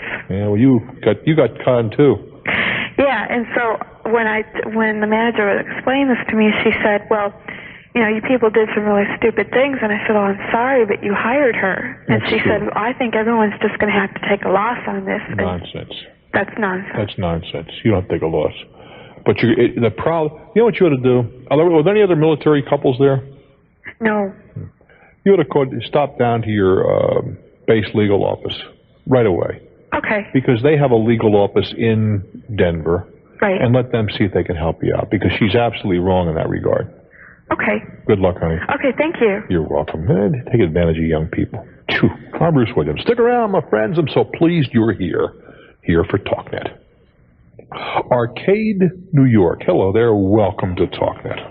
Hi, Bruce. My name is Charlotte. Yes, Charlotte. What's happening? Well, I have a real estate question. Let's talk. About 8 years ago, my mother-in-law had her home redeeded into the names of her 4 children. All right. She is now 84 years old and in a home for the aged, and soon to go into a nursing home, I think.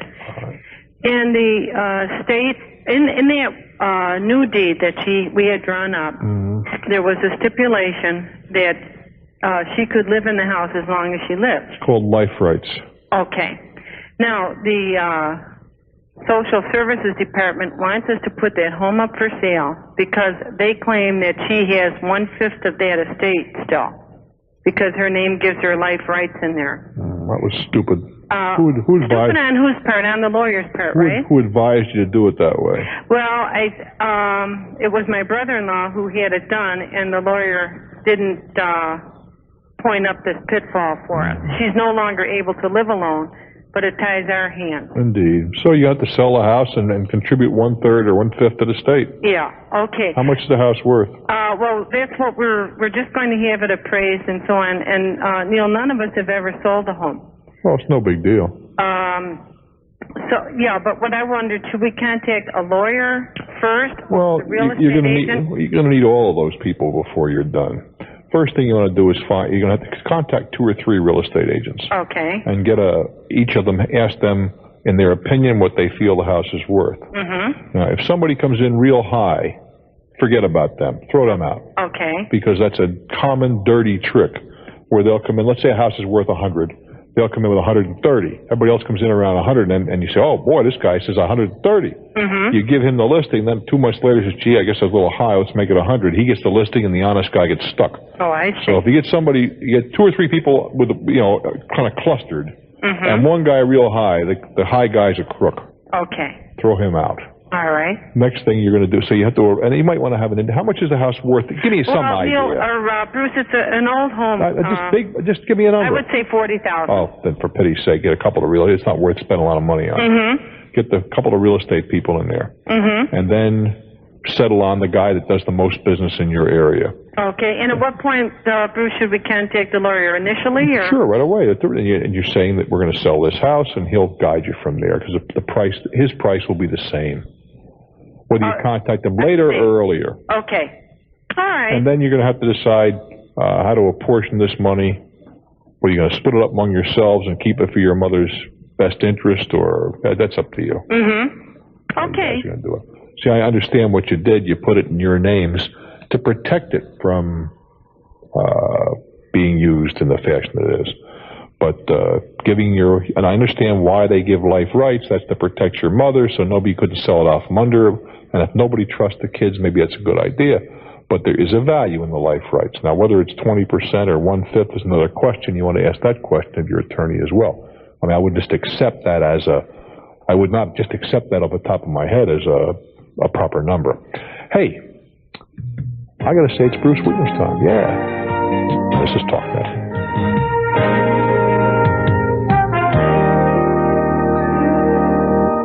WIBC Morning Team.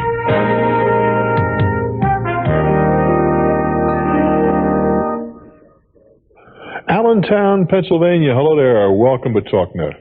Mr. Williams. Yes, sir. I have a musical sort of a question. I am an amateur organist turned keyboard player. Amateur organist, huh? That's now turning keyboard player. Now keyboards are providing what organs used to provide in terms of music. And as my skills increase, I've had a number of people say, well, why don't you do this for money? Why don't you go out and play for official U.S. currency? So. Well, what do you mean? Like playing joints or playing for weddings, funerals? What? That's exactly it. They think that I'm good enough to do that, and I have done that to a limited extent. All right. So that now presents a few questions. What questions? For instance, when I do play in public and I'm performing copyrighted music, do I have to pay a royalty to the copyright owner, for instance? That's a good question. I don't believe so. No. Okay, so as long as if you're playing as a DJ and playing records and whatever, the answer is yeah. Okay, this is me performing live. If you're just playing in a lounge or something of that nature, I think the answer is no. Oh, okay.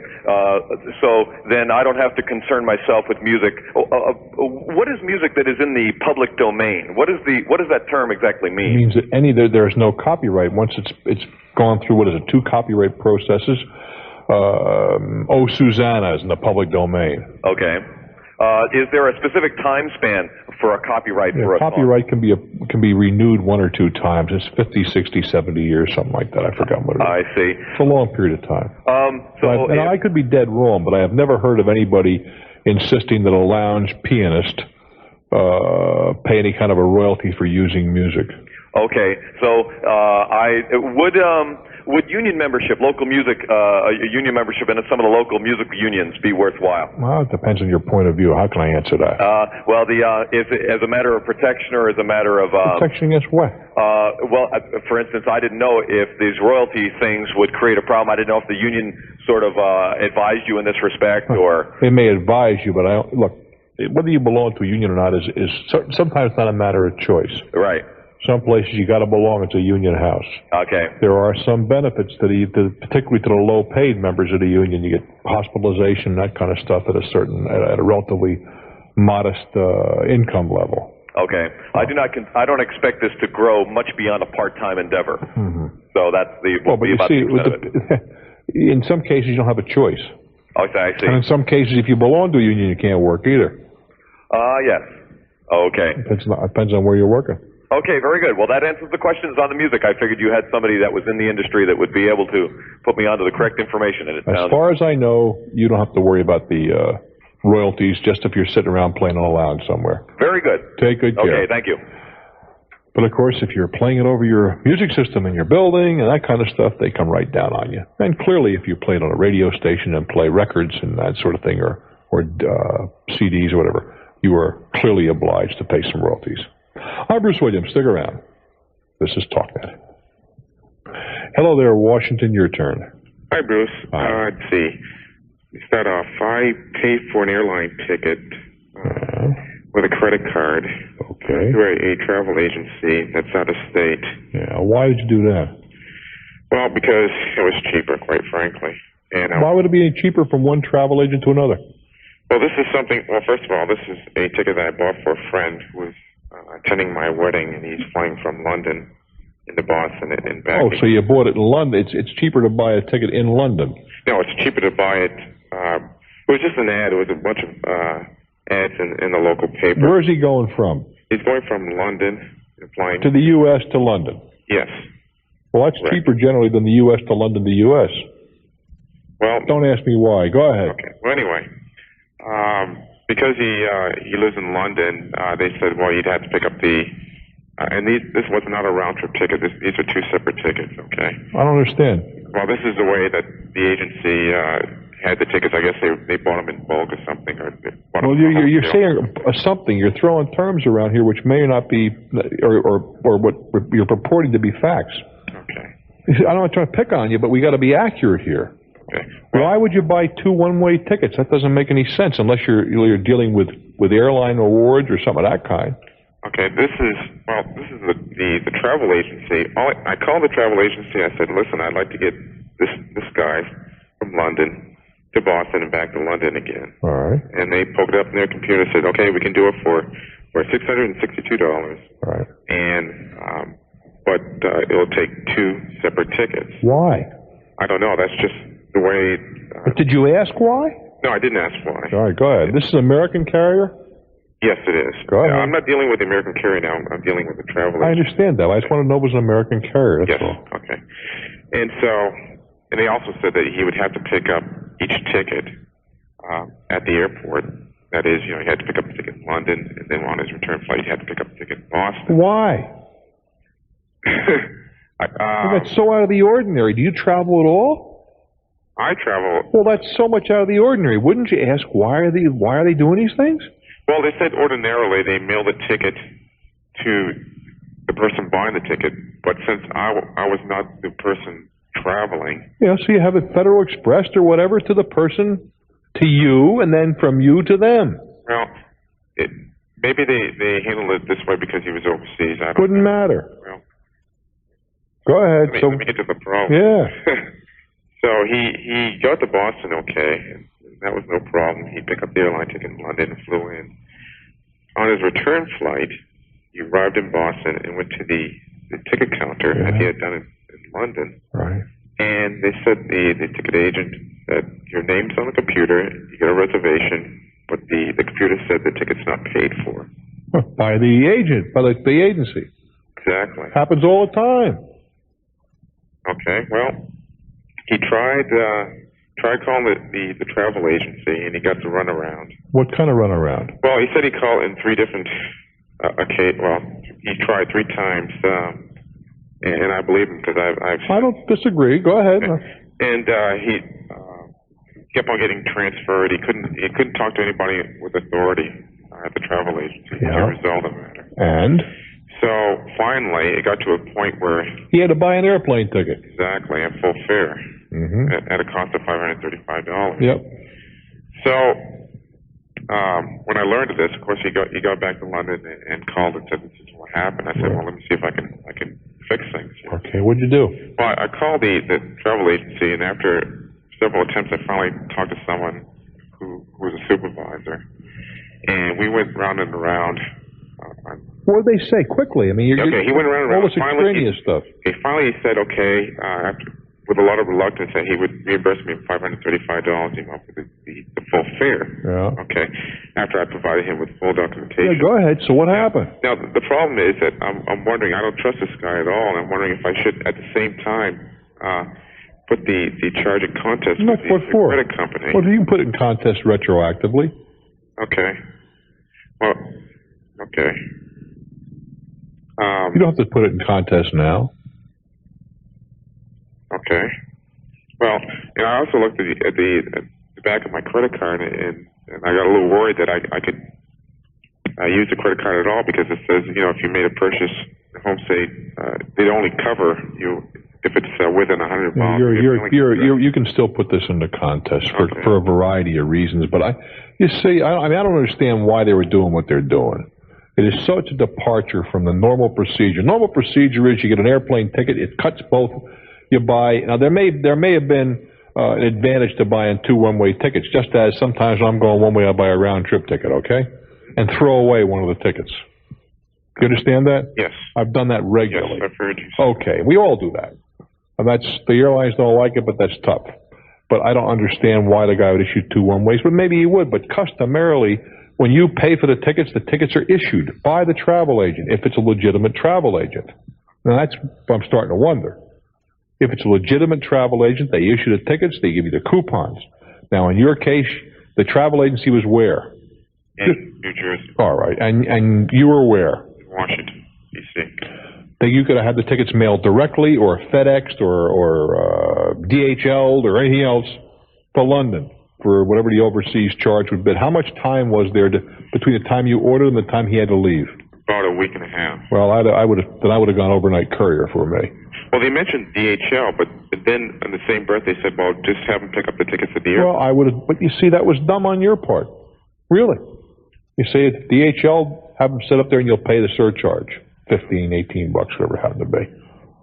Well, they charged me a surcharge anyway, but then they said a pickup charge. Yeah. So I don't. Well, did you go to I'm just curious. Did you call around to the airlines and try to get a price? Oh, yes. I spent the entire day on the phone. And how much less was it? About $150. Well, I guess. I don't know. I'm not comfortable. I don't know how many ways to say it. I'm not comfortable with dealing with people I don't know. Yeah. Well, hindsight is no, it's not hindsight. I'm talking about 2020 foresight right now. I don't deal with people I don't know for just the reason that you described. Well, I certainly won't ever do this again. Yeah, but I mean, just in general. I don't deal with mail order houses I don't know. I'll deal with Sears, because I know who Sears is. But I'm not going to deal with the Jones Company, not for any kind of important money. I'll deal with I'm not going to mention a travel agency, but a major travel agency that I've heard of and I know, and they've been there yesterday. I'll deal with them. But I'm not going to deal with the Jones agency that's 400 miles, or in your case 200 miles away, I never heard of before. Yeah. I'm just not going to do those things. I think it's short-term smart and long-term eventually very stupid. Well, Because sooner or later you get it broken off in you. And let me tell you, am I talking because I was so smart to begin with? No, because I got stuck just like you did. Well, I'm hoping I'm not going to get stuck. Hopefully not. But hey, how much did you get? The $150 of aggravation out of this? More. And telephone calls? Oh, yeah. I got you covered. Good luck, kid. Thank you. I'm Bruce Williams. Stick around for more. This is Talknet. We go down to Washington. Is that light lit up over in Washington? It doesn't look like it to me. Oh, I'm sorry. Eureka. Excuse me. Hello there. Yes, the fog capital of the country. Hello. Hi, Bruce. How are you? I am fine, thank you. Great. I have a question to ask you about a home equity loan.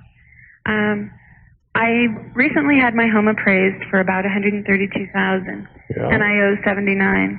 All right, 80, 132. You got 60 grand round numbers. And I'm considering getting a home equity loan for about $25,000. For what purpose? To pay off some loans and my car and student loans, and to do some home improvements. Well, wait a minute. Let's separate some of this stuff. Okay. The answer is probably no in most of those things. Is that right? Let's take the car, for example. Okay. How long are you going to get this home equity loan for? I'm not sure. Well, how long have you thought? Probably about 10 years. Well, does it make sense to finance a car for 10 years? I know, that's what I was thinking. Well, then that comes off. You don't do. I mean, that's stupid. I hate to use the. It is stupid. I don't know what word to describe it. Okay. Because what kind of car? How old a car is it? It's an 89. An 89. You'd be paying off an 89 car at the turn of the century. Right. Now, does that make? Do you think you're going to be driving that 89 at the turn of the century? No. Leave that alone. Okay. Next, student loans. Right. What's the interest rate in a student loan? I think it's 10%. Change, and in the ads that I'm answering in the papers and so forth, it tells me to give a brief salary history. Yeah, they want to get an idea what Right. kind of a range you're wandering around in. Okay, what my question is what is the best way to present that to the employee? Just like it is. In the resume, the cover letter, or a separate form? Well, since they specifically want a salary, as well. First of all, do they ask for a resume in the letter in the ads? Yes. All right. They say forward resume with salary history. I would put in the cover letter. Okay. And very briefly. Okay. Just give them a range, or No, you got it. History is just what it says. History. What are you earning? Unless there's some reason why you want to tell them what you made 10 years ago. Okay. Tell them what you're making now. I read somewhere when companies ask for a salary history, that implies that they're not apt to paying up to what is par. Is that? No, I don't think that's true at all. True? But there's no. Look, you're making $100,000 a year and a job pays $25,000. They don't want to mess around with you, right? Because you're too far apart to even be worth talking to. Okay, well, that was my basic question. All righty. It was in the resume or the cover letter. No, I would put it in the cover letter. Okay, thank you. I do wish you well. I'm Bruce Williams. Stick around for more. More Talknet. North America's number to call is 1-800-825-5638. 1-800-TALKNET. We go now to East Haven, Connecticut. Hi, Bruce. Talking to you is my salvation. Well, aren't you sweet? What's happening in East Haven? Oh, my. My husband bought me an expensive car. He did? Yes. Well, you must be a nice lady. Well, you think so. Okay. And I keep the car in mint condition. Now, when I took it to be cleaned, they noticed that the paint was cracking and beginning to chip. When you mean, okay, you had somebody else wax it or something. Right. All right. So now I brought it back to the dealer. You didn't tell me how old this car is. It's an 86. Okay. Do I tell you what type car? No, it's 3 years old. Go ahead. So I took it back to the dealer, and he said that he would do a repaint on it. But before he did, he would have the regional manager take a look at it. So I took it back home. He called me back, and he said he told the regional manager what mint condition the car was in, and he didn't even have to look at it. He said, go ahead and paint it, because that particular year, they used the wrong paint on the car. Well, I'll be darned. Well, the guy was actually honest? Whoa, Diogenes, let's go up to Connecticut. We got a zone officer who was honest. I salute him. So? So, I left the car. He said it'll be 3 or 4 days, and it turned out to be 2.5 weeks. Now, I'm a businesswoman, and that was an inconvenience. They wouldn't give me a loaner. So they kept the car 2.5 weeks. Now, if it were 3 days, I could say, well, they rushed. But after 2.5 weeks, they had plenty of time. It would seem so. When I picked up the car is destroyed.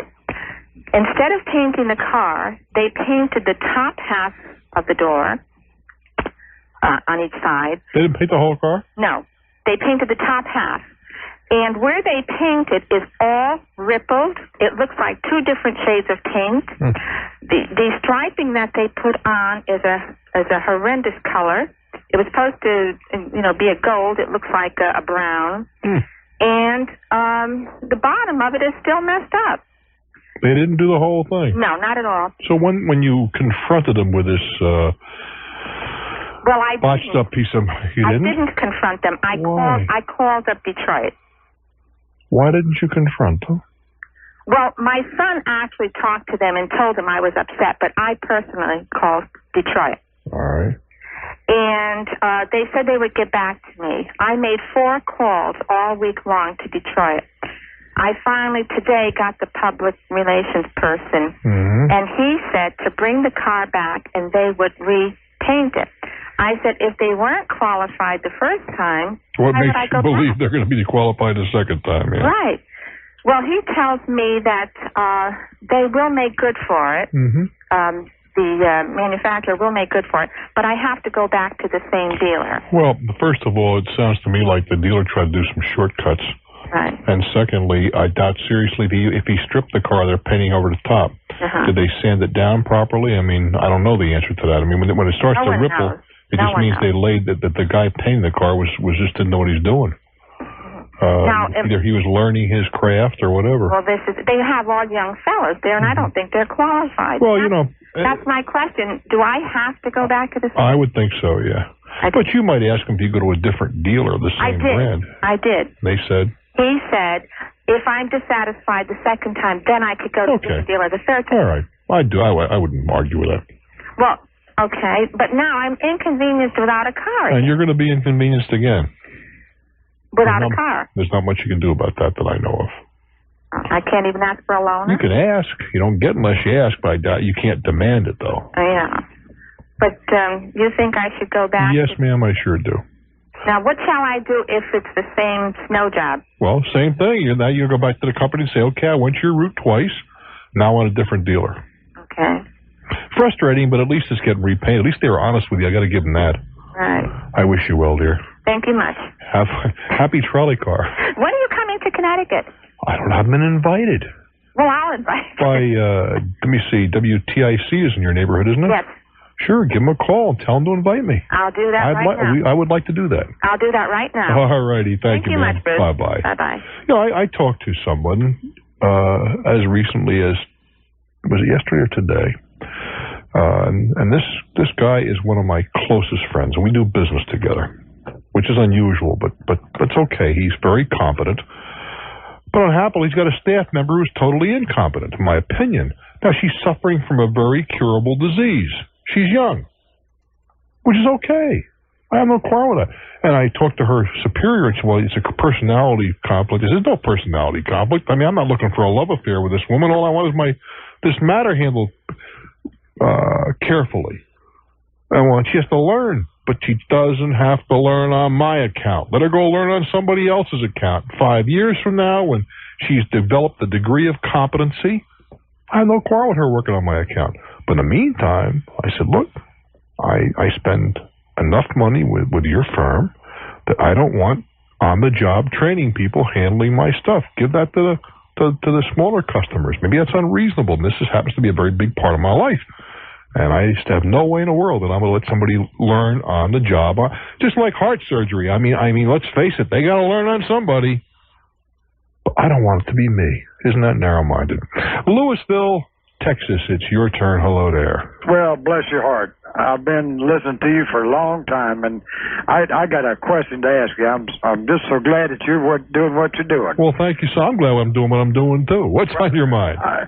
There ought to be a law against someone like you having so much common sense. Well, you're very kind. What can we do you out of? Oh, I got a gas bill here, and it's the second month in a row.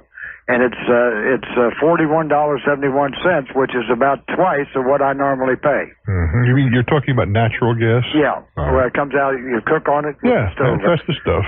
So I complained last month about it, and they sent the lady out here, and she spent 3 or 4 hours, tore my stove completely apart, and had to call in to get somebody who knew how to handle and put back an older type stove, because this stove's been in the house 20 years that I know of. Let's go back a little bit. How many years has it been that the gas bill has ran about $20 a pop?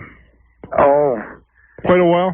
Yeah, 3-4 years. All right, same location and so forth, and all of a sudden it jumped from 20 to 40. Right. And so what did this nice lady say? Well, she was real nice, but she was just a service lady, and I just got the bill today, just opened it, and I was in there listening to you, said, well, I'm going to call Bruce and see what he's got to say. Well, what did she say after she looked at your stove? Yeah, no gas leaks at all, just fine. See, now, when the bill was, a couple of years ago, I had to put me on an average billing per month. Uh-oh. And, that's what I'm finding out. and it was $21 or $25, somewhere along in there.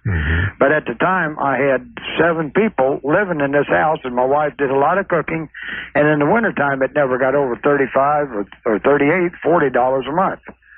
Now it's summer, the wife doesn't do hardly any cooking. There's 2 of us in the house, and it's $41 a month. Well, of course, the cost of the gas has probably gone up to some extent. Yeah, but not doubled. But it, in all likelihood, has not. Now, the next thing they got to check is the meter. Well, I thought they did. I think the lady did that while she was here. Well, how can she do it there? Can she test it there? Yeah, all you have to do is out in the backyard. It's wide open. You can look at it. I'm looking at it. I'm not seeing. I'm not seeing. Okay. I'm talking about testing it to see if the thing is accurately metering the gas. I don't know the answer to that. Right. Well, what I'm thinking is that they did it on paperwork. See, what happened, I fell behind in a bill, and I doubled up the next month. And I might have done that a couple of times, and then that now became my average bill, that doubled up the thing, I think. Well, that shouldn't have an effect on it. Well, I would think so, too. It should not have an effect on it. And because the average is supposed to be when you have this after the last year, they take the last 12 months and average it out or something. That's right. You divide it out.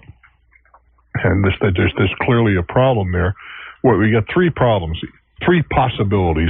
Paper problem, bad meter, or a leak. Well, we've eliminated the leak. Right. The chances are we got a paper problem somewhere. Well, that's what I'm thinking. Well, I'll get down and talk to a representative. I wouldn't try to do it on the phone. Oh, yeah, well, that's what I plan on doing tomorrow. Just go down and have a sit down with them. And I found by and large that most times with the utility companies you can usually reach an accommodation. They realize they have a monopoly and they don't like to have the utility commission leaning on them. So as a consequence, they can be frequently a lot more amenable than some of the companies that are in competition. Which is, I had an experience over the weekend. I went bowling. Me bowling, yeah. With my peg leg, the whole thing. Anyway, we went to bowling alley very quickly, and we had 8 people, so I want 4 alleys. Can't give you 4 alleys. Why not? Well, I'll only give you 2. I said, suppose 2 people come in. Give them an alley. 2 more. We'll do that. But then we're going to spread you all over the alley. I said, wait a minute, I'm a customer. I don't care. I may need those alleys. So it turned out, I'm looking up, half the place is empty. And I said, also, I didn't know this, they closed it at 11 o'clock. This is like 9:15 or 9:30. So the wind-up was we bowled, I think 8 games, less than we would have had he given us the alleys we requested. I noticed there were 2 people on an alley next to me and 2 on the other side. I said to the guy, did you ever hear Nordstrom's? Nordstrom's is a department store chain in the West, and they've got Eastern store owners going crazy. And in a minute, I'm going to tell you why. I'm Bruce Williams. This is Talknet. AM 1370, WSBA.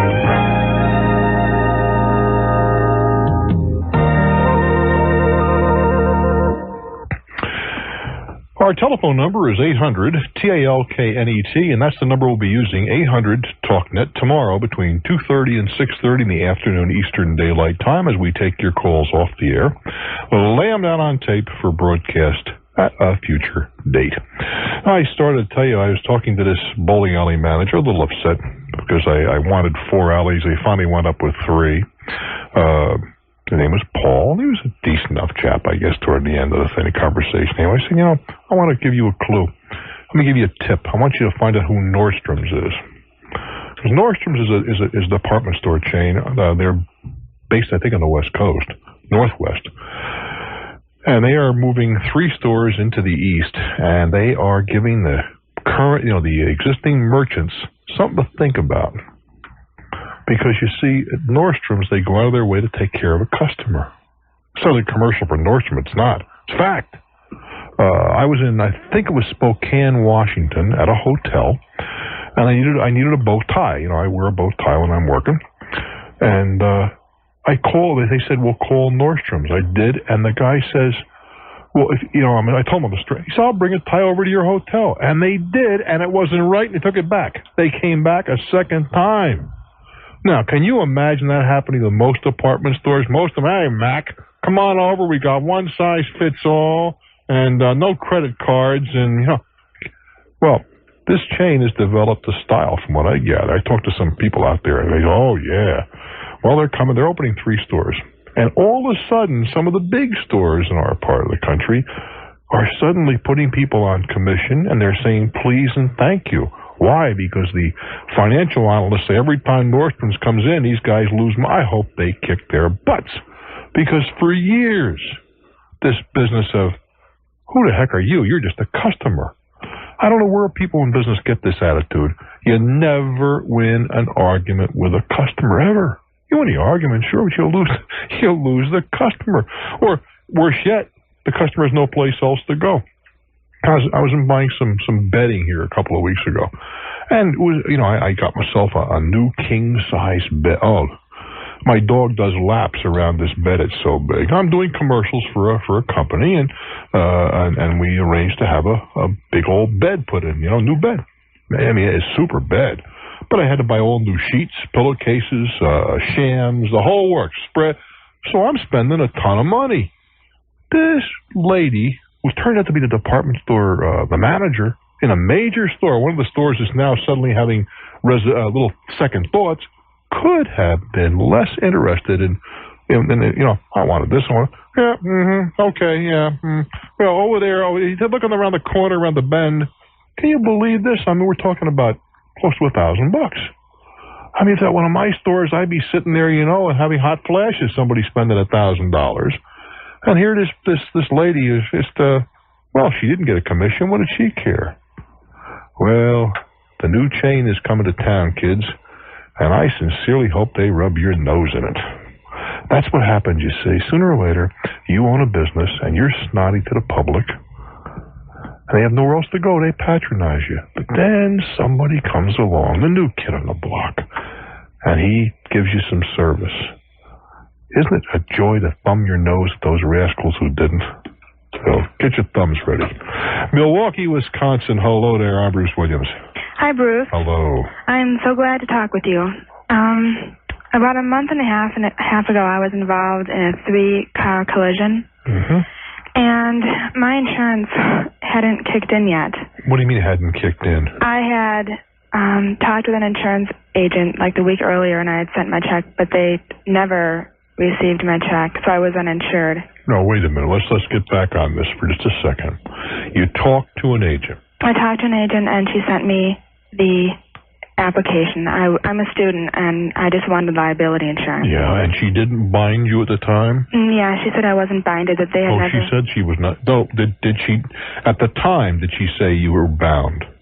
She said upon receipt of my check. Oh, and you didn't give her a check at the time? I mailed her a check, and I mean, why didn't you hand her a check? I'm just curious.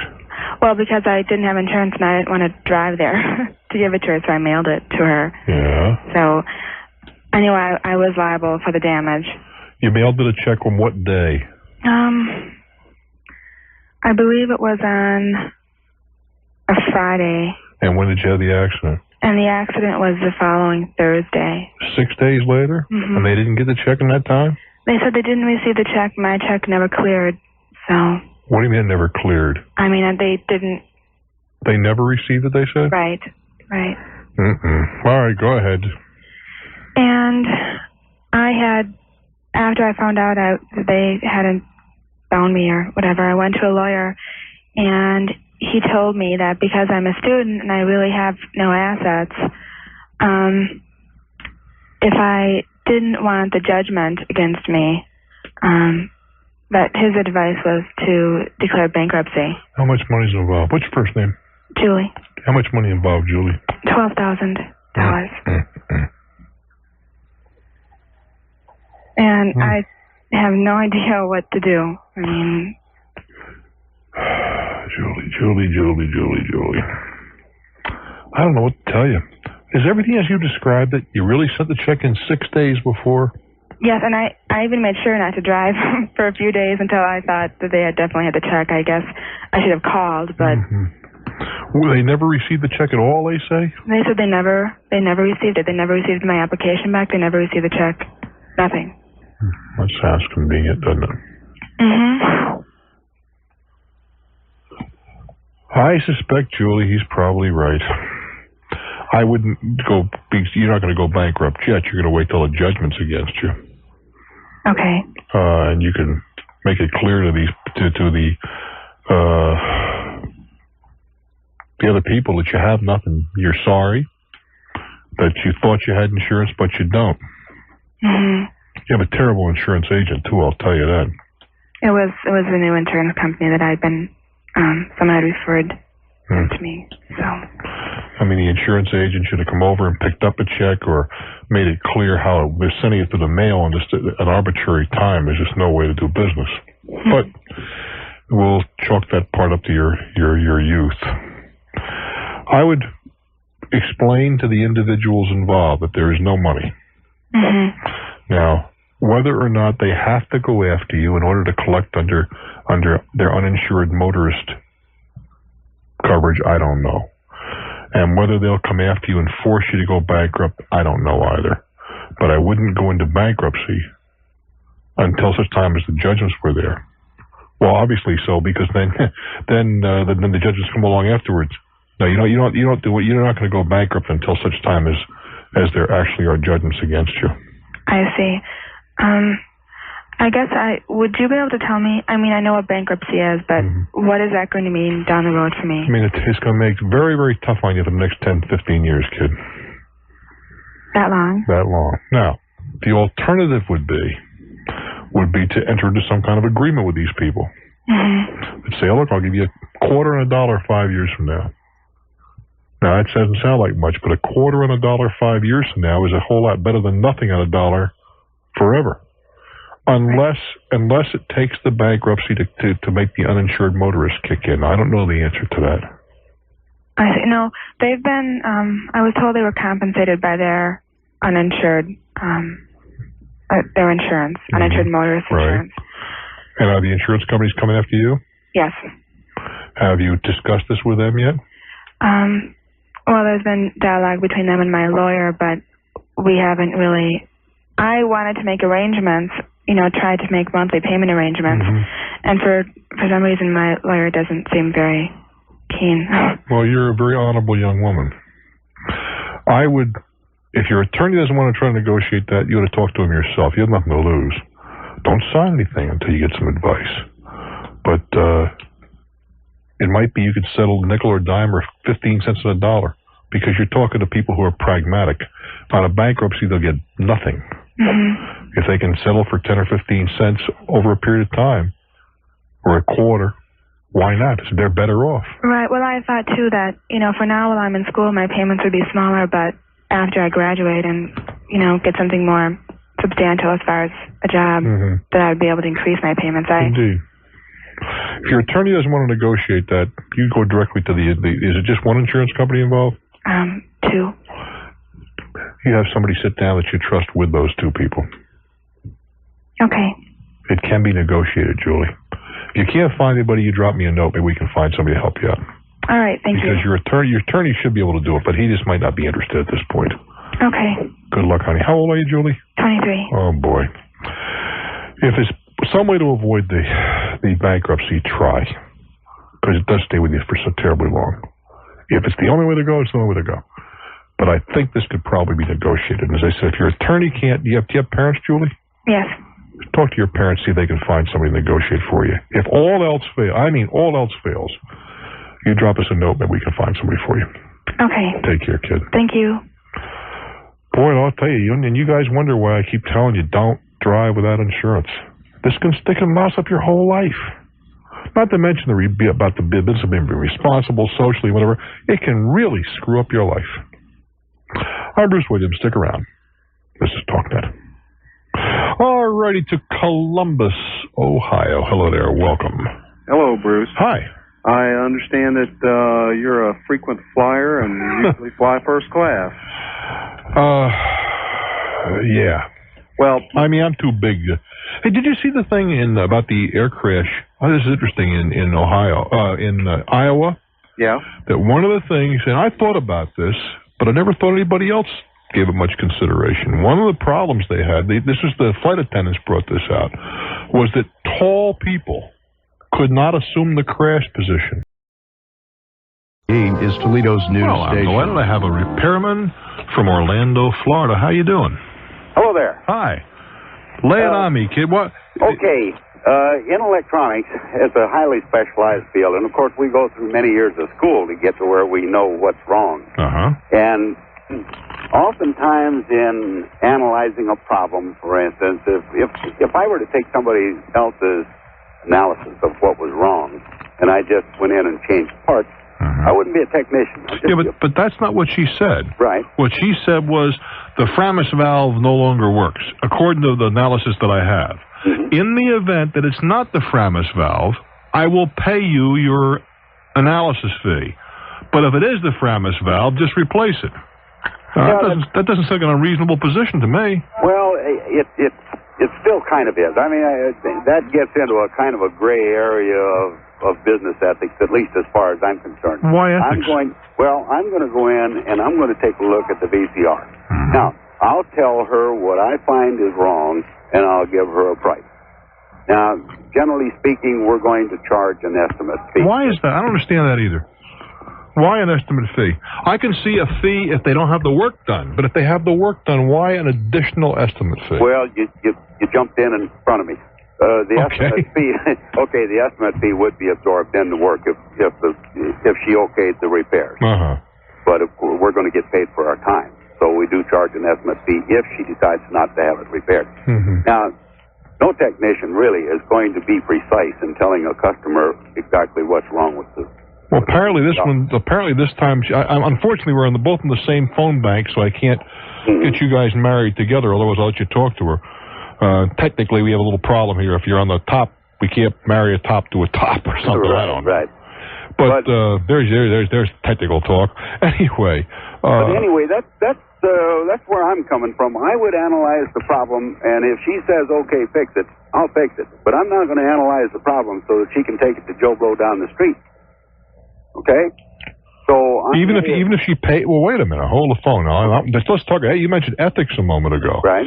If you take her money to analyze the problem, then it seems to me she's entitled to know what's wrong with it. Well, yeah, up to a point. But no, not up to a point. No, wait a minute. Now, if you charge me $10 to find out that I got a bad Framus, if I pay you the $10, I don't think you should. Well, you're right there, but I'm not going to give her a detailed technical analysis. Why not? What is she paying for? I'll give her a layman's analysis. She wouldn't understand what I was saying anyway. Well, that may be technically. Let's draw an analogy here, okay? You go down to the doctor's, and you pay him for a consultation. You pay him a consultation fee. Right. You may not understand the technical stuff, but you're not going to say, would you be happy if you said, yeah, you got a pain in your back? Well, I know I got a pain on my back. The analogy is, the thing doesn't work. You'd say, look, I just paid you so many dollars, doctor. Write it out so the next guy can understand what you found. I think the same thing is true with you guys. Well, if you took the money, did it free? No. Yeah, I know, but see, if you've ever had an electronic device of any kind repaired, you go in and the guy's got an estimate fee up there, $7.50. Whatever the number is. Or whatever. You know, a reasonably small. In this case, was $14. Okay. But for $14, you get a scientific wild guess. Okay? Is that all you get? Well, really, because I'd be unhappy with that. The accurate analysis of a problem is time-consuming, or if it's not time-consuming, at least that has cost us a lot of years or time in learning what we're doing. Yeah, but we're not going to give that away for $14. But aren't you kind of hoping to get some, if every 5 people that walk in, one of them is going to let the thing get fixed, aren't they? Oh, yeah. For every 2 out, there must be a number in there. Let me ask you one final question. Okay. She said she got a quote on a part for $30, $140 installed. Doesn't that seem kind of heavy? That does, yeah. Different areas of the country charge different labor rates, and generally speaking, you're looking at a particular labor rate based on the degree of difficulty of analysis or repair. What is the labor rate generally an hour? In the Orlando area, I'm not real sure. Houston, where I'm from, on a VCR probably would be between $60 and $75. An hour? No. We don't base it by the hour because it's that you can't really do. If I'm technically really capable, it'll take me a lot less time than Joe that's making almost as much as I am. That takes a while to find the problem. So we don't do it on a by the hour. We do it generally by job difficulty. And that's sort of set up by experience with the brands and so on and so forth, or the various. Does it sound ordinary? You get a $2,500 instrument, $150 to fix it? I mean, that's pretty tough. But then, of course, I don't really know what the problem was. What would you tell somebody, though? Let's assume it costs $140 to fix it, and it cost $2,500 new. A year before, a little over that. Yeah, in a case like that, I personally would apprise the customer of the situation and tell them, hey, you're putting a new leg on an old man. Even though it's only a year old. That's right. But something wrong with our society someplace. Well, the problem is the cost of technical labor. You're not going to get a good technician to work for you for less than $600-700 a week, even in the Orlando area. And we're kind of proud of our profession, and so if it's it's gotten so that electronics is almost a throwaway item anymore. Yeah, Vance Packard was just ahead of his time. Hey, thank you very, very much, my friend. I appreciate it. Okay. Well, Mount Clemens, that seems to be the story. Not make you very happy, huh, kid? No, you know what really doesn't make me very happy either. What really makes me mad is it's not so much the fee of them looking at it. But I have a $10,000 car that I can call a million places, and they'll tell me if I say it's the brakes, they'll tell me how much it is. It's the brakes. Well, that's not necessarily true either. But his thought is, and there's some validity to that, is that if you set a tire, you can clearly get a quote on a tire. Right. But this is a little different because he's saying he may get in there and say, well, it wasn't the Framus valve, it was the Flamus valve. Right, I understand. And even still, I could take my car in for the brakes and they could say it's something else. Well, that's true. Hey, I'm on your side. I wish you well. I'm Bruce Williams. This is Talknet.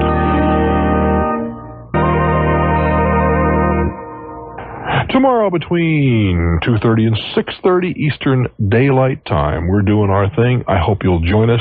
That's 2:30 in the afternoon, taping day Wednesday. 800 Talknet is the key. Palm Harbor, Florida. Hello there. How you doing, Bruce? I'm very fine, thank you. Yeah, I listen to you all the time. Now it's my turn to ask you a question.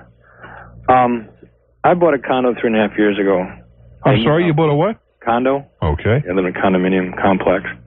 And you know how they always have restrictions, one after the other.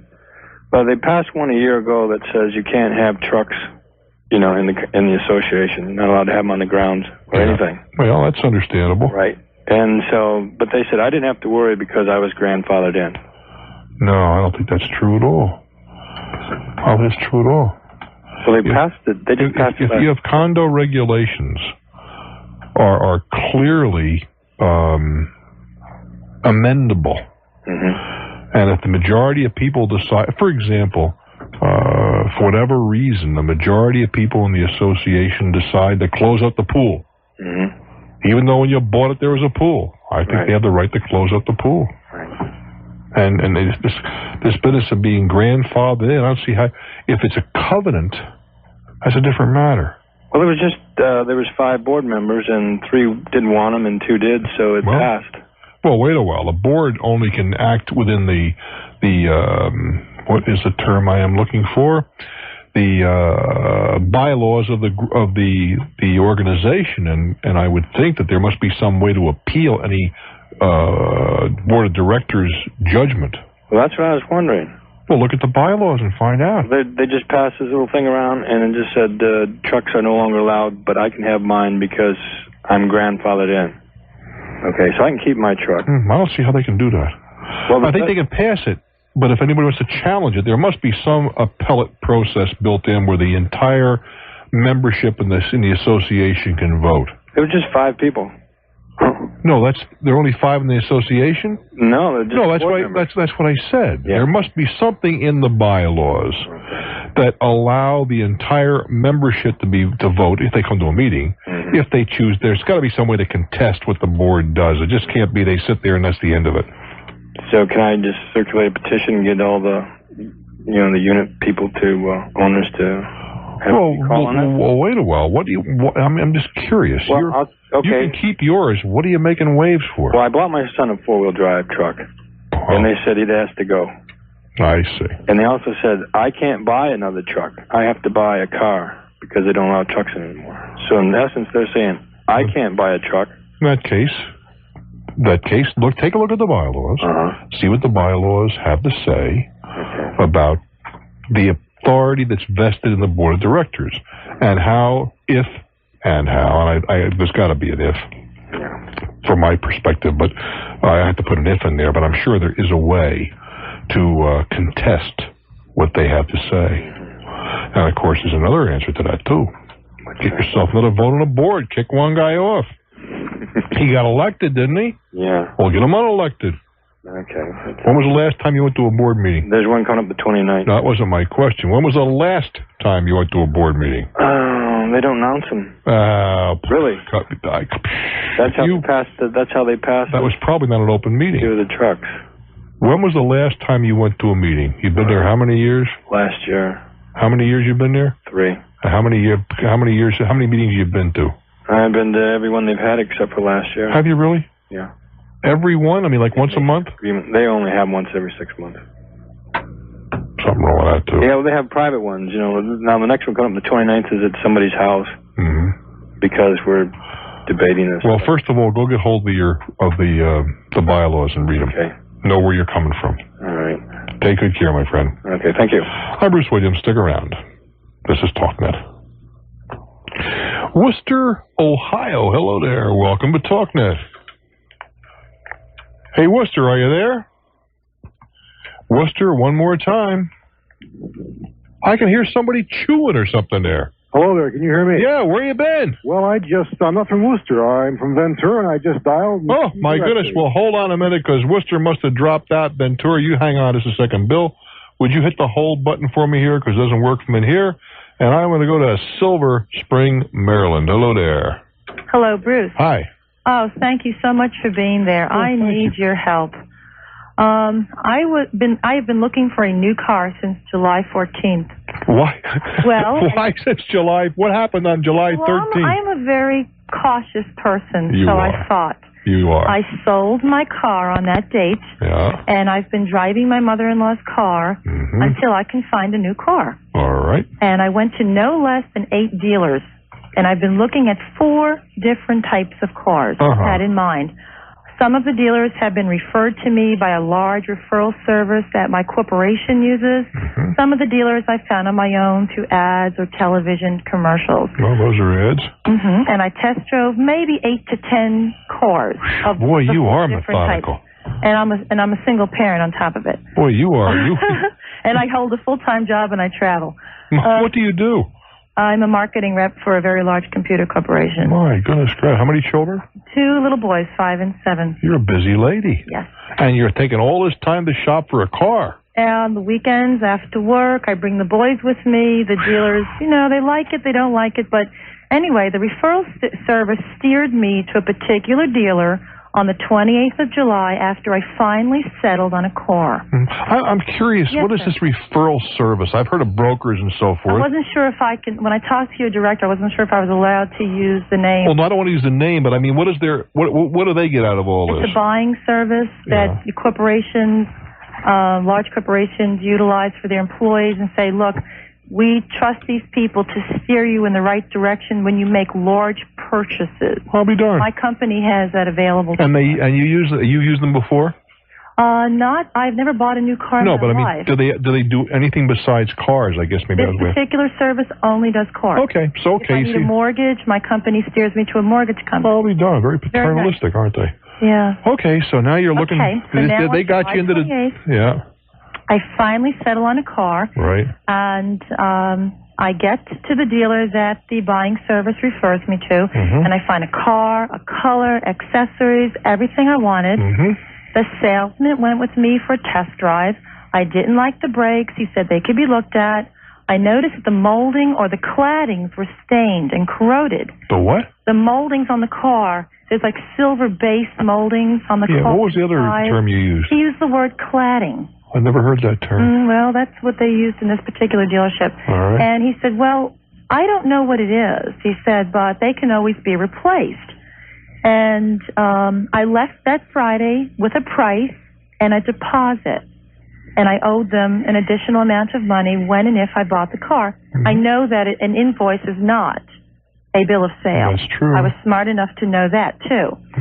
So I made an appointment for Saturday, July 29th in the morning so I can see the car again. I then drove myself there instead of having someone drive me there, so I didn't have to make an emotional decision because I began to realize I really like this car, but it's got a couple of problems. So they were very surprised that I was there for 4 hours and left without the car again. 4 hours. Oh, found someone to take care of the boys. And again, the moldings and the brakes were worrying me. Right. So I called them that evening and I said, I read Consumer Report and I said, you guys are in the red, and that's good with Consumer Report. You're in the red if things are going well for that particular car. You're in the black if they don't recommend the car. I said, but I had a couple of questions about hidden warranties and so on. He said, Anita, he said, I have never met anybody like you. Anita, I've never met anybody like you either. He said, Not in my life. Sleep? He said, none of us here believe you sleep. And I said, well, the boys are sitting watching a video and I'm doing my homework. He said, my God. So anyway, he called me on Sunday and he said, the service manager and I got a hold of each other and he thinks he can get the moldings. There's 5 different locations where they can get parts in the metropolitan area in Maryland, and he feels they can have them for Monday. Can we make an appointment for you to come in to purchase the car? Get this car out of here, yeah, right. Get this lady out of here. I was thinking that too, Anita, but go ahead. Well, thanks, Bruce. But it's my first new car. I'm a single parent. Be careful. So anyway, they said to me, but the new models will be out before you get this done. Wait, it's done. That's why I'm calling you. So I said, he said, and I know you've wanted the car undercoated and inside it was leather, and I'm going to treat that, and I'm going to put a special wax on the outside and do the molding. And he said, instead of $495, we're going to charge you $195. And I'm thinking, either you like me or you're charging me too much for the car. And I'm not sure if it was the latter. But anyway, I made an appointment for Monday, and I made it for the evening of Monday, the 31st. I walk in at 7:30 with my boys. My 5-year-old has his Legos, and he's playing in the office. The other one's trying other cars in the showroom, and that's fine. And I did not look at the car. Now I am like, my heart is beating very fast. I've never done anything like this. I'm trusting these people that he told me on the phone the brakes were being redone and the calipers and everything was being looked at by the service person that day, and everything was looking great. And instead of looking at the car, he took me into the financial person. I gave them remainder of my money, and now I am signing a contract. So where are we going with this, Anita? Well, I bought the car. I go outside, and it still has the old moldings on it. Oh, my goodness gracious. And he gives me an owe you. I said, owe me what? He said, Anita, we didn't replace the moldings. I said, why? I said, well, they didn't have your color in stock. But he said, you give me a 2-day notice, and you bring the core in, and we'll replace the moldings. I said, okay, I'll take the car. Goodbye. Of course, I was exhausted.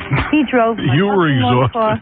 He drives my mother-in-law's car back home. I drive him back to the dealer with the kids sleeping in the back of our new car. I bring them home. It's 10 o'clock. We all collapse. All right, so I call him Tuesday night. I said, sir, this is your 48-hour notice for Thursday. He said, fine. I said, I'll drop the car off Wednesday so they can work on it Thursday. I show up Thursday. I call him Thursday before I leave, and I said, how's it going? Oh, it looks beautiful. Beautiful. I love it. I said, great, I'll see you Thursday night. He said, no, I'm not going to be here. Keys will be with the manager, the assistant manager. Get there, the assistant manager's not there, and nor is the salesman. I go around to look at the car. The damn moldings and everything have been painted, Bruce. They never even took them off the car. Okay? Now there's paint inside the car. There's paint that wasn't even painted on the moldings that should have been painted. They got more than 200 spots on my hood. Have you talked to this referral service, Anita? Oh, yes. They're working with me. They're working with me to get a new car. Well, let them put the pressure on. My question to you is can I get myself a new car? I don't want the car. Why? Why? Everything you've told me can be corrected. I didn't say will Bruce, be. It can be. Bruce, tell me something. If you were an assessor and you could tell that a car was painted, what's the first thing you would say to me? You're talking about a hit, you mean? You'd say to me, tell me, Anita. Have you ever been in an accident? That's why I said a hit. Exactly. And what would I get? The value of a car, you've taught me, is the difference between what you pay for it and what you sell it for. And I'm not going to get my top dollar if that car has been painted, and I can never prove that it's not been in an accident. Well, so what do I do now? I would first of all, there are a lot of repainted cars that haven't been in accidents. Let's start with that premise, okay?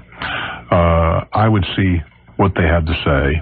They're trying very hard to correct They should be able to put a lot of pressure on, because if you go back to your company and say, you steered me to this guy, and they did a lousy job for me.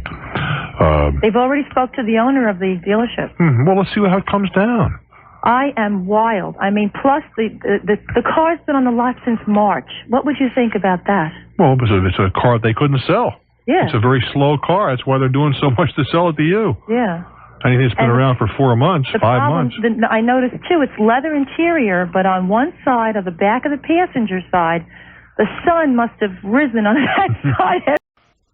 What I'm getting at is, rather than relying on adhesive, Exactly. you nail it in place and it stays where it's supposed to stay, and it gives you the solid feel that you're looking for. The adhesive is really just an additional anti-squeak measure is what it basically is. Well, on concrete, though, we know. Well, on concrete, you don't have any way to go, but even in your better buildings now, they're putting wood subfloors. Oh, absolutely. That's what I was suggesting. I would want it on joist or a subfloor. Well, I can do it. Very expensive to do, though. Well, but then you don't put the hardwood down then. You got it. I mean, why do you want to put down an oak floor if you're not going to properly prep the place? You and I agree, and I thank you very much. Thanks very much for bringing it to our... Well, thanks for agreeing with me, or at least telling me that I knew what I was talking about. Absolutely, anytime. Really enjoy your show. I appreciate it, Tiger. Thanks a lot. So, I would go to an expert, an outsider. Hold it. Should this cost me out of the pocket, or you're probably going to have to sue the builder. And I have it done... this would not be small claims. No, not with those numbers. Oh. Well, the alternative is to try to get a settlement out of the guy if you're willing to put up with that, but then you still get the crappy job on your floor. That's the truth. Which you got to live with. For quite some time, too. Yeah. Well, all right. Well, listen. Those are the alternatives. Yeah, go ahead. No, I was just going to get off your line. I know there are a lot of people who have things they want to talk to you about, and what the heck. That's what we're here for. Listen, take good care of yourself. You're the greatest. You're very kind. Have a good weekend, kid. All right. I'm Bruce Williams. Agree or disagree, I'm delighted you've dropped in. This is Talknet. Lincoln, Nebraska, hello. Hi, Bruce. How you doing? I'm doing very well, thank you. I had a little problem. A national shipping company, I gave them a package to deliver COD. The gentleman that was supposed to receive it was allowed to look in the box and decide that it wasn't what he wanted and send it back before he paid for it. And I was wondering, I got real mad. Why? Why was he allowed to? No, why were you mad? Because it's my understanding that, it's cash on delivery. I've never had that right before. Well, I understand that, but, the guy was going to... what was this... Why did he not want when it was delivered? Let's start. Well, okay, actually, I had thought it was one thing. I bought it from a store, and it was supposed to be a product that was upgraded. I bought it used. Turned out to be not upgraded. So he was in the right. It wasn't what we discussed, but I didn't know that, okay? And play that by me. I'm sorry, it's really confusing, I know. I bought an audio component from a store on consignment, and they had told me it was an upgraded model. So the model numbers would be you would read the model number. All right, and then what were you selling to somebody else? I was selling it used through a company that buys it and sends you a COD check. And that's, since he's in a different state. And well, you'd have had to give him his money back anyway, would you not? Yeah, but my gripe is not with him at all. My gripe is with the the fact that they let him ordinarily when COD you got to pay for it and then look. Yeah, and I since called the place I bought it for, and I said, you didn't sell me what you said you did, and they took care of it. But I was just wondering, if I had any recourse. I would think not. You don't think that? I would think not. I'm surprised that they let him look in the box before he paid for it. They'll tell you, well, it's coming from the Jones Company or the Smith Company or some of that kind. Let's face it, who's going to write a check unless they know where the stuff came from? Well, actually, I sold two pieces, and I called another company. And the other guy that I had sold another piece to, and he said, well, I've got, I wish I could do that. I've got no, recourse. You could send me a box of bricks, and the only thing I could do is call you back when I... So I just wondered if, No, I don't think so, but I'll tell you this, more and more, I'm at the point where I don't accept COD stuff. Mm-hmm. You want to give me credit? Fine. If you don't, I'll buy it for somebody else. No, it's just, like I said, I mean, this guy, he should take the chance to open it if he got it, if the delivery person would let him. It was over $1,000 item. Mm-hmm.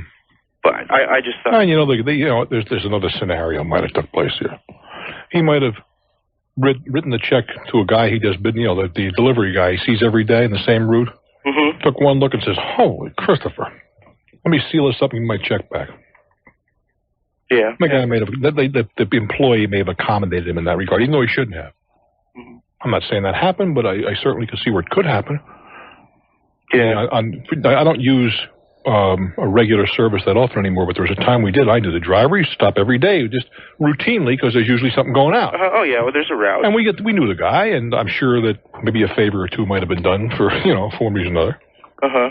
I just thought, it was possible. In case, he could have tampered with it or sure, done anything. But the point is that you haven't been injured. No. Well, if you haven't been injured, you have no action. As I see it, I'm not an attorney, but if you have no injury, no action. Uh-huh. Well, okay. I just wondered because, he could have... Yeah, he could have done a lot of things. Yeah. He could have come in and shot you when he picked up the package, but he didn't do that either. No. Good luck, kid. Thanks. Buffalo NY, it's your turn. Hello there. Hi, Bruce. This is Jim. Go ahead, sir. What's on your mind? Yeah, I had an idea recently. I ran into a problem around the house. One idea coming up, yeah. Okay. I've been doing this thing ever since I was driving a car. What's that? Well, I don't know if I should really say this. Well, how can we discuss it if you're not doing a thing? Well, what are you doing? Doing something in the car, and it's messy. It's messy? You're greasing it? Well, we're degreasing it. Yes, we are, in a way. We're taking some dirty stuff out and putting some good stuff in. But anyway. Are we talking about an oil change? Yeah. Well, this is not cutting a new furrow. Well, most people are changing the oil in their cars rather regularly. Yeah, but what do you do with the old oil? Well, in my state, I think it's probably true in yours, the law says that any gas station that changes oil must accept your old oil. Yeah. Free, without charge. They'll take it, but in the meantime, after you take it out, isn't it messy? First of all, let's start with a premise. I don't change my own oil. Secondly, I'm a little behind on my obligations, so I want you to stand by with the dirty oil. When we get back, we'll see what you got in mind. I'm Bruce Williams. This is Talknet. Our number is toll-free, 1-800-TALKNET. My last caller with the oil dropped off. That rascal. Now, if you're listening and was inadvertent, you can call 212-245-6040, 212-245-6040. Stu will recognize your voice and put you on a different line. If you just wanted to hang up, well, what can I tell you? He had an idea to do something with oil, and I wanted to hear what it was going to be all about. I hope it was technical, and he just didn't decide he didn't want to share with us. Houston, hello there. Welcome to Talknet. Yes. How you doing today? I'm doing fine. I have a question for you. I'm kind of changing jobs and going into a sales position where I'm not familiar with this type of market at all. And it involves selling securities. What kind of securities? Government-backed securities. Okay. Okay, and now I went through the interviews, was accepted, ready for training coming up. I have a contract for employment that I was given to read over and sign and turn back in. And as far as all the things that are expected of me... What's expected of you? Well, my main concern were red flags went up, and I did some checking, and apparently this is somewhat common. I'm not real sure. Basically, to get down, it's if I leave the company within 24 months, and from the reading in here, whether voluntary or involuntary, because of the training expenses and the future... yeah, go ahead. We only got a couple seconds here. Right. I'm supposed to pay them I'm liable to pay them back $25,000 within 30 days. That's absurd. After termination. Well, I did. I called up the National Association of Security Dealers. Yeah. They said that is a fairly common practice. Well, maybe common, but how common is it to collect it? That's, well... I talked... let me ask you this. Are you in a draw or salary? Strictly commission. They're not advancing any monies to you? Nothing. I mean, I don't know. Hey, this is expert night. I want you to hold on, okay? You guys in the security business, are you going to tell me that they can actually collect on this? And can you give me some examples? I would doubt it, but then, hey, I'm a doubting Thomas. 212-245-6040. 212-245-6040. If you're a securities dealer and you can shed some light, I would appreciate a call. Me, I'm Bruce Williams. This is Talknet. I have a broker who says, Bruce, you may be wrong. Go ahead. Good evening. Hello there. Hey, the contract he's talking about is fairly standard in the industry, although the clause that he mentioned that I would not be familiar with would be the part that if he leaves involuntarily, if he is let go. Oh, I don't think there's a chance in the world to collect you on that if he Never gets seen fired. it happen. You know what the common thing is, Bruce, is that when another firm may want to woo him away, the firm he started with will use that as a lever to extract some money, which will typically be paid by the successor firm that's hiring. If the guy is that much of a hotshot that they want him that badly. Exactly, and it won't happen unless that is the case. But I've seen it happen where the successor firm will pay the prior firm some monies, not necessarily $25,000. But the other thing is, suppose a guy works there for 6 months, right? Yeah. He quits. Yep. Maybe he just hit the lottery. He decided he wants to go back flying 747s or, slicing bologna. He's got to pay them $25,000 theoretically? Never seen it happen. I can't believe it. Any court in the world would stand still for it. Guy who's worked there 6 months and wants to quit is not making any money. They're not going to have anything to collect from that guy anyway. Indeed. I just think it's not. But they... The part you did ask him is he on a draw or a salary of some kind? That would be a different matter. If it was a draw, they have a right to ask for a draw. That's a loan. Typically a firm of that size that will have a contract of that nature will provide some sort of salary support within, say, the first year or 18 months. But salary is not recoverable. A draw is. And usually those are stated as a draw. That's how they're going to be set up. They'll say it's a draw against your first year's business, depending on how well or how poorly you did. Right. But see, a draw is a loan. Correct.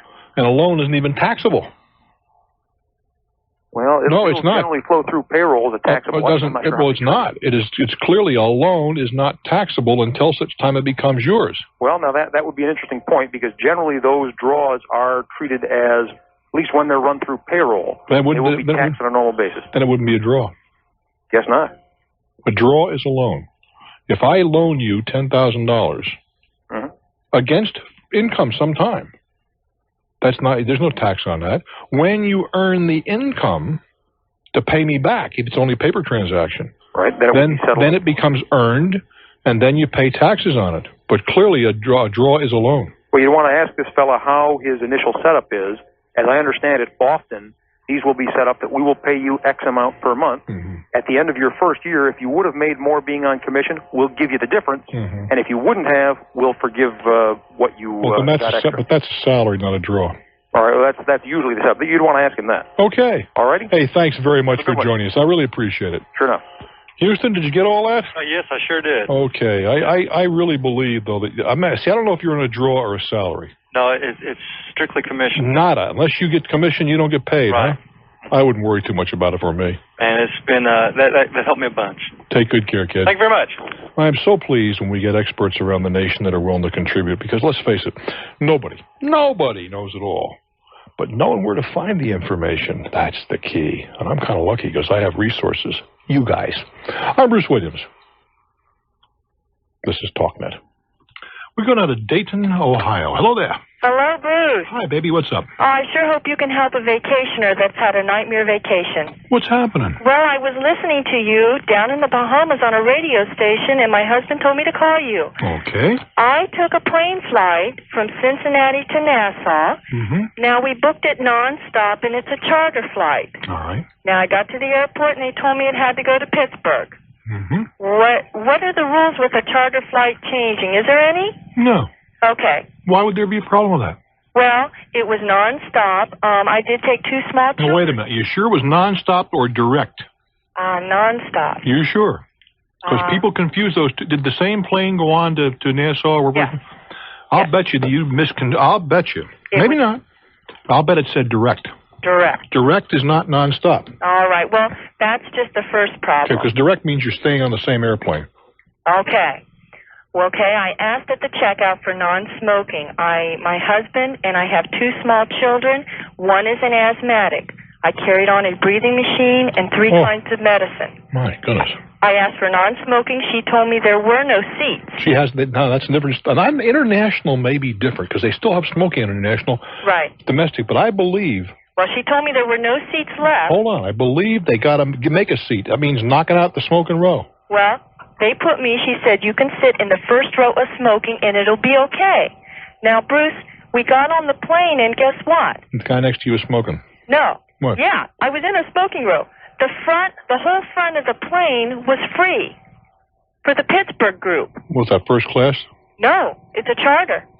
Well, the charters have first class on them. I don't know. There was 50 seats available for everybody with Pittsburgh. So what I did, I went to the male steward there, and I said, she's asthmatic. They told me I had to sit in the smoking section. Can we move to the front of the plane? They said, fine. Now, from Cincinnati to Pittsburgh, we rode there. But guess what? The stewardess said, let me have your boarding passes when we hit Pittsburgh. I did. She went into the airport, and she came out to me, and she said, you have to move. And I said, why? She said, because you're sitting in the high roller seat. I said, what is a high roller? She said, somebody who's going to spend more money at the tables than you. Right. I said, wait a minute. You're telling me to move back into my smoking seats with my 10-year-old daughter, and I have asthma, and she has asthma. You're telling me to move there because... Yep, because you were on a gambling plane, weren't you? No. No, wait a minute. Were you paying full fare? Yes. You were? You sure now? Yes. What were you paying from Dayton to the Bahamas? No, I went Cincinnati. Well, whatever. It was a package deal. How much? The total for all of us? No, for one per person. I don't know. My total bill was $1,200. For how many people? 4. $300 a piece. Two girls and 2 adults. $300 a piece. Probably. You were on some kind of a. Was the plane? Hold it. I want to. Was the plane yellow? No, it's a. Okay, that's all I want to know. It's a white plane with red and blue on it. All right. And it's going to the best gambling place in the Bahamas. Yeah. Really? Brand new. And I told her, I said, wait, you're telling me to move my child back there in the smoking because he's going to spend more money. She said, yes, I am. I couldn't believe she told me that. They put me back in the smoking row and juggled other people around and moved my daughter up 1 or 2 rows, left me back there in the smoking. How old is your daughter? She's 10. Well, she's old enough to sit by herself. She has asthma. She's still old enough to sit by herself. True. I got a flight attendant that wants to jump in here with some interesting observations, okay? Thank you. You hold on now. Go ahead. Yes, I'm a flight attendant on an airline, and I worked a charter just last month. And there were no restrictions as to where you can smoke on a charter airline. Is that right? Is that international or domestic or both? I have not flown an international, but that works domestic. You're kidding me. No. A charter has no the smoking rules that obtain on regular airlines don't obtain on charters, huh? No. I'll be darned. I didn't realize. I didn't know that. Oh. Well, I've learned something. What airline are you with? Continental. And you can smoke? They did on my aircraft. Is that right? Isn't that interesting? And I don't smoke, and you didn't like it very much. It was quite hard on me working that flight. I hear you. I won't work another one. Interesting. Very interesting. Hey, thanks very much. Maybe we'll meet one day on a flight. Sure thing. Take care, Tiger. Well, ma'am, what do you think about that? Well, I don't understand. They're supposed to accommodate us non-smokers. Well, wait a while, but he's saying on a first of all, you're going to go on a cheap flight like this, okay? That's catering to gamblers, right? That's what I'm told now. Then, in that case, you are not going to get the treatment if you're not a player. Now I'm told that. Just like when you go to the nightclub in a gambling town, right? Right. You're never going to get a seat up front. Right. Now, I don't care how much money you got in your pocket. They are reserved for gamblers. Well, You're not going to get a seat in the good restaurant on a Saturday night. Right. They're reserved for gamblers. That's just the nature of the business. Well, I learned the hard way. But I did not realize. See, first of all, the guys running that airplane were stupid. Well, can I continue? Sure. It gets worse. Uh-oh. Okay, we're back in the smoking. Well, then something happened to the plane, which is beyond their control. They take us off the plane in Pittsburgh, and then 2 hours later, they tell us to get our belongings. And now this is a very well-known company, but there's no reps to help any of us there. What are they doing now with you? Well, at 10 o'clock, they told us the plane was fixed. Now, 10 A or 10 P? 10 p.m. Okay. Now, remember, we were supposed to leave Cincinnati at 1:30 and be at Nassau at 4 o'clock. Okay, go They ahead. told us the plane was fixed, but then the crew had expired. That's right. It happens all the time. They had to fly some new crew up from Fort Lauderdale. Well, I've gone through that. That's a federal law. Yeah, right. They did that, so they accommodated everybody, and When you say accommodated, what do you mean? well, they gave us something to eat, Okay. which was fine. But then they didn't have stewardesses. They were sleeping. Now, the stewardesses got back on the plane. They told us we would leave there at 12:30. We left there at 2:33 in the morning. Now, mind you, this is direct from Cincinnati. I've got 2 small children. I understand. And we get on the plane. They're smoking back with me. I can't even breathe. Everybody's sleeping. I finally went back to the stewardesses who were sleeping in the back of the plane and asked them for a Coke. It was just a real bad experience. Now, the high rollers were all compensated with dinner and reimbursement and a free trip now. Well, of course. What do we get as a consumer? Don't you understand that flight was a loser? I didn't know that when I bought it. Well, I mean, I'm not trying to pick on you. Don't misunderstand me. Right. But it's rather like when you go shopping. Right. And they're selling at Thanksgiving time when they sell turkeys that cost $20 for $10 to get you in the store because everybody's going to buy a turkey for Thanksgiving, right? Right. You don't believe you can grow a turkey for the prices they sell them for you, do you? No. They sell them as a loss leader, right? Right. Well, they run gambling junkets. Ordinarily, if you're a player, you don't pay at all to get on that plane. That's true. It's free. That's true. It's called a junket. You get your accommodations and the rest of it, and they're going to cater to those people. When you go on a charter, by and large, you're going to expect the worst. Now, that's not to say I wouldn't take it. Well, I don't think I would take a charter anymore. Years ago, I took them, though. Okay?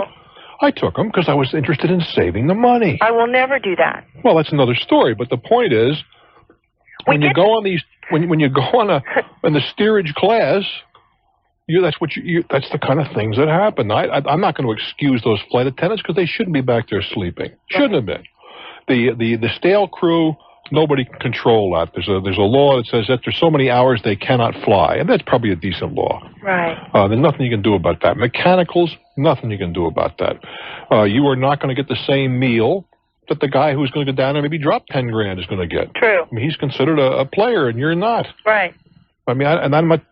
Better off when you go to gambling junkets are not for children. That's another story. Right. I wouldn't have put the kids on a gambling junket plane, but you didn't know. This wasn't all gambling. Just the first 29 seats were, I guess, or the 29 that were bought as a package. Yeah, some junketeer bought that part of the airplane. Right, you're right.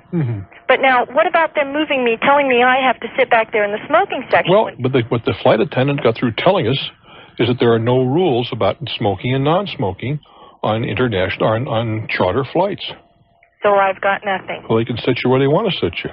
I can't go anywhere or do anything? Why, most certainly. Is this a major airline? Oh, it's supposed to be...